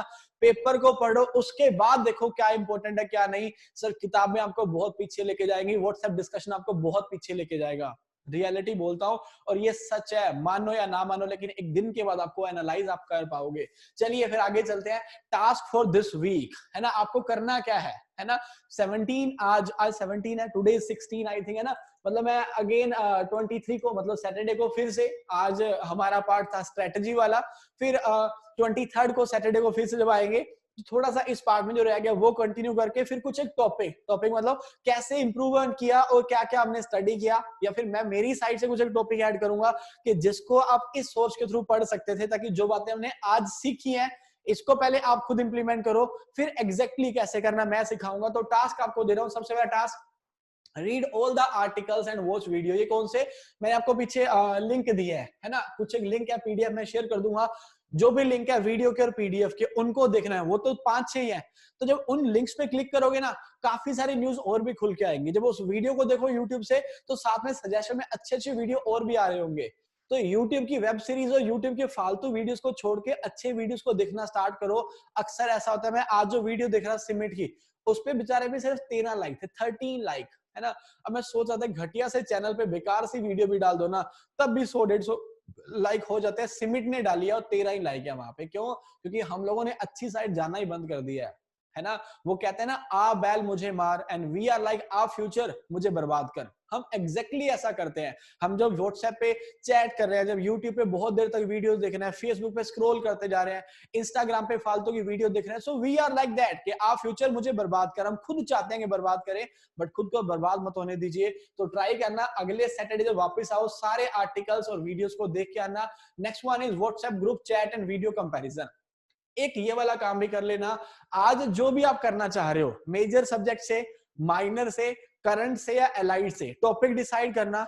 एक दिन के लिए उसको व्हाट्सएप चैट में डिस्कस करना, एक दिन के लिए उसको वीडियो में करना, है ना। चाहो तो टेलीग्राम पे जाओ। टेलीग्राम पे बेस्ट सॉल्यूशन क्या है कि जो ग्रुप के मेंबर है, अच्छे मेंबर 10 और 15 और 20 टॉपिक डिसाइड करो। 20 लोग हैं, 20 लोगों को बोलोगे आप 5-5 क्वेश्चन बना के आओगे, सर बहुत अच्छा इंपैक्ट जाएगा इससे। अगर टीम काम करेगी, अगर 5-5 क्वेश्चन लेके आओगे एक टॉपिक पे आपस में डिस्कस करने के लिए, वहां पे क्विज डाल दो। क्विज जैसे ही डाली 100 question back to back same topic पे आ गए, आंसर करने में 100 क्वेश्चन में कितना टाइम जाएगा? 30 सेकंड गए, 50 मिनट के अंदर चला जाएगा। और 100 क्वेश्चन डिस्कस करने लगे ना, पूरे दिन में डिस्कस नहीं हो पाते। वो लिख रहा है ए बी सी, बेचारा राइट आंसर तो पता ही नहीं चल पाता कभी, है ना। तो ये कंपैरिजन करके देखना, पहले तो चैट का, फिर वीडियो का। अगर वीडियो पे आप गए ना, बहुत सारी बातें 30 मिनट के अंदर डिस्कस हो जाएंगी। और एक अच्छी बात यहाँ पे ये हो जाएगी, फिल्ट्रेशन हो जाएगी। फिल्टर क्या हो जाएगा? जो अच्छा बच्चा है वही आगे आएगा। अच्छे बच्चे दो टाइप के होते हैं, पता है कौन से दो टाइप के? एक अच्छा बच्चा वो होता है जिससे बहुत नॉलेज होता है, और एक अच्छा वो होता है जो बेचारा जीरो है लेकिन बहुत एफर्ट्स लगाता है। और एक निकम्मा बंदा होता है जो करना ही नहीं चाहता, वो व्हाट्सएप पे टाइम पास के लिए। ऐसे लोग लाइफ में नहीं होने चाहिए। अपने साथ उन लोगों को रखो, आपसे अच्छे होने चाहिए, नहीं है तो एफर्ट्स लगाने वाले होने चाहिए। वो बंदा पॉजिटिव होना चाहिए कि मैं कुछ करना चाहता हूँ। जो नेगेटिव लोग हैं ना, उनको अपनी लाइफ से दूर रखा करो। नेक्स्ट आपको क्या करना है? Set a target for next 7 days and complete it. एक ये काम भी कर लेना, सैटरडे को जब आओगे ना, तो आज एक टारगेट लेना कि अगले 7 दिनों तक मुझे क्या करना है। सोच समझ करना, ऐसा नहीं कि जल्दबाजी मेरी बात सुन के कर लो। एक बार सोचो समझो बड़े आराम से, उसके बाद करना। और 7 दिन में इंपैक्ट देखना। आज मैंने खुद आपसे चैट में पूछा, आप 7 days के बाद फिर से आगे चैट में बोलोगे कि पिछली बार जो 15 दिन में नहीं किया ना, इस बार तुम 7 दिन में करके आओगे। नेक्स्ट क्या करना है? Read Kurukshetra 1 month। इन 7 दिनों के अंदर कुरुक्षेत्र जनवरी से स्टार्ट कर लो, फेब की, क्योंकि कभी कभी कुरुक्षेत्र ऐसी भी होती है जिनके अंदर एग्रीकल्चर टॉपिक नहीं होता, कुछ और ही टॉपिक होती है। तो जनवरी से स्टार्ट कर लो, बट इन 7 दिनों के अंदर एक कुरुक्षेत्र को पढ़ के आना और देखना कितना इंप्रूवमेंट वो आपको देगी। क्योंकि 40 पेज होते हैं कुरुक्षेत्र के अंदर, इजीली आपको मिल भी जाएगी। ना मिले तो मुझे बोलना, मैं टेलीग्राम चैनल पीडीएफ डाल दूंगा, बट उस मैगजीन को पढ़ के आना। और ये बहाना अपनी लाइफ से निकाल देना। कौन सा बहाना? प्रिंट आउट वाला, हार्ड कॉपी वाला, है ना, फोन से पढ़ा नहीं आता। ये सब बहाने हैं, मुझे बिल्कुल अच्छे नहीं लगते ये वाले बहाने। क्यों नहीं लगते हैं? बिकॉज जो पेपर के अंदर आएगा हर बार वो किताबों के अंदर नहीं होता। तो अगर आपने ये बहाना अपने साथ लगाए रखा ना, ये आपके फ्यूचर का खिलवाड़ हो जाएगा यार। हर बार आपको वो सब कुछ हार्ड कॉपी के अंदर नहीं मिलेगा जो पेपर के अंदर आपको ऑनलाइन सोर्स से पढ़ना ही पड़ेगा। और लिटरली बताता हूँ, डिफिकल्ट नहीं है, सच बता रहा हूँ। मेरे पास इस टाइम पे प्रिंटर है ना, मेरे पास फैसिलिटी है, प्रिंट निकाल सकता हूँ। बट मैं हैबिचुअली ऐसा, मुझे कुछ पढ़ना होता है ना, मुझे बहुत कन्वीनियंट लगता है यार। मैं जस्ट गूगल पे 2 वर्ड लिखता हूँ, ये सामने खोल के बताता है, मैं इसे स्क्रॉल करता हूँ, ऐसे पढ़ लेता हूँ। भाई जितना मर्जी जूम कर लो फॉन्ट को, ये करता है उसे यार। सो द पॉइंट इज, थोड़ा सा हैबिचुअल आपको होना पड़ेगा। करता बहुत अच्छे से है ना, कितने सारे ऑप्शन है एडिटिंग के, भाई हाईलाइट कर लो, जो कर लो, सब ऑप्शन ये देता है। बट थोड़े से इसके लिए आप कंफर्टेबल हो जाइए। लास्ट आपके लिए क्या है? लास्ट लिखा गया, make a strategy first then start your preparation. Strategy कैसे? जो ओवरऑल पूरा लेक्चर था हमारा, है ना, कुछ बच्चे चाहेंगे, क्योंकि कुछ बच्चे ऐसे भी जो शरद सर के स्टूडेंट है, तो मैं लिंक दे दूंगा रिकॉर्डेड वीडियो का। बट ओवरऑल सारे सेशन जो आपने समझा, उससे पहले एक स्ट्रेटजी बना लेना, उसके बाद आपका टारगेट सेट करना और फिर उस पर वर्क करना स्टार्ट करना, राइट। तो ये आपका टास्क एक हफ्ते का, क्योंकि क्लासेस के अपार्ट ये साइड का पार्ट है आपका, बस इसे 7 डेज के अंदर करके देखना आपको। Last point, sources to study, है ना। ऑनलाइन की बात तो कर ली, अगर मुझे ऑनलाइन से पढ़ना है तो कहां से पढ़ना है? अब इसको अगर बताऊंगा ना, तो ये चीज आपको समझने में टाइम लगेगा। बिकॉज 2-3 पॉइंट बोल देना, वेबसाइट बोल देना कि आईसीआर से पढ़ लो यार, कहीं और से नाबार्ड से पढ़ लो, ये कहना बहुत इजी है, लेकिन बच्चा जब जाता है ना, वो समझ नहीं पाता कैसे पढ़ना है, क्या पढ़ना है। इसको डिटेल में समझाऊंगा 15 से 20 मिनट में, बट आज के नहीं, हमारे नेक्स्ट पार्ट में। ऐसा क्यों बोल रहा हूं? मैं चाहूं तो अभी भी कर सकता हूं इसे, मेरे लिए कोई दिक्कत नहीं है। बट द पॉइंट इज, आज बताऊंगा ना, तुम्हें समझ नहीं आएगा। तुम 7 दिन जब प्रैक्टिस करोगे ना, थोड़ा थोड़ा खुद चला के देखोगे कहां से क्या करते हैं। क्योंकि आप जब जाओगे ना एलाइड साइंस में, एलाइड आपको सारी आंखें खोल देगा। एलाइड से तुम्हें कहीं कुछ मिलेगा नहीं, तो तुम्हें जाना पड़ेगा इंटरनेट पे, और कहीं एलाइड का नहीं मिलेगा। जब इंटरनेट पे थोड़ा सा माथा मारोगे ना, तब समझ आएगा कितनी सारी चीजें वहां पे गलत है, कितनी सही है। फिर आपको नेक्स्ट वीक समझाऊंगा कि कैसे कैसे ऑथेंटिक सोर्सेस से स्टडी कर सकते हैं। नाउ लास्ट पॉइंट पे आता हूं। सर, आपने जितना कुछ सुना इन बातों को, कि मैं सिंपल 3 स्टेज के अंदर आपकी सक्सेस डिवाइड होती है। कौन कौन सी 3 स्टेज होती है भाई? पहला होता है आपका प्लान, सेकेंड होता है इम्प्लीमेंटेशन, और थर्ड होती है सक्सेस। मतलब आपने गोल को अचीव कर लिया। गोल अचीव करना बहुत अच्छा होता है, बहुत अच्छी फीलिंग होती है, हर कोई खुश हो जाता है, बहुत अच्छा लगता है उस टाइम पे। प्लान बनाना बहुत इजी है, हर कोई बनाता है, हर किसी के लिए वो इजी भी और करता भी है। बट जो बीच की चेन है ना, जो इस प्लान को उस गोल के साथ सक्सेस जोड़ती है, वो चेन कौन सी है? That chain is implementation. Plan में हर कोई स्ट्रॉन्ग है, गोल जिसने अचीव करा वो तो स्ट्रॉन्ग है ही है, लेकिन इसमें बड़े बड़े लोग वीक पड़ जाते हैं। सब कुछ सुनने में अच्छा लगता है, करेंगे ऐसा भी सुनने में अच्छा लगता है, बट करते टाइम बड़ा जोर आता है ना। इंप्लीमेंटेशन नहीं हो पाता, तो ये इंप्लीमेंटेशन करते टाइम, अगले सैटरडे जब आऊंगा ना, ये तो गारंटी देता हूं कि तुम जितने लोग इस टारगेट को फुलफिल करके आओगे ना, नेगेटिव फीडबैक कोई नहीं दोगे कि सर मेरे साथ तो गलत हो गया, मैं तो टाइम वेस्ट हो गया, नेगेटिव कोई नहीं दोगे। बट हाँ, जो कर पाएगा वही आएगा आगे, है ना, अदरवाइज वही होगा। आज बहुत सारे लोग क्लास को लेते हैं, अगली बार नहीं ले पाएंगे, बिकॉज ये तो नेचर का रूल है। नेचर कहती है सर्वाइवल ऑफ द फिटेस्ट। इस नेचर के अंदर है ना, जो सर्वशक्तिमान है वही रहता है, वरना लोग मर जाता है। कोरोना देख लो किनको होता है, हम जैसों को नहीं होता, बूढ़े लोग को होता है, कि वो कमजोर लोग हैं। वो चलो हम उनके लिए कमेंट नहीं करेंगे, वो कमजोर के एज के साथ है, बट द पॉइंट इज इस टाइम पे जो हम लोग हैं, हम लोग मतलब 22, 24, 25 साल जो तैयारी कर रहे हैं, आपके अंदर वही सर्वाइव कर पाएगा जो फिटेस्ट होगा। तो इसको इंप्लीमेंट करिए, और एक चीज को हमेशा लाइफ के अंदर याद रखिए, है ना, और जैसा कि बोला था कि पतझड़ हुए बिना पेड़ों पर नए पत्ते नहीं आते, तो सेम आपकी लाइफ के लिए कठिनाई और संघर्ष के बिना अच्छे दिन नहीं आते, है ना। तो ये आपकी लाइफ के साथ हमेशा ही चलेगा। होपफुली आप समझ पाए होंगे। किसी के डाउट्स होंगे तो वो चैट के अंदर पोस्ट कर सकता है। मिलते हैं फिर आपको नेक्स्ट लेक्चर में। Thank you so much, bye bye.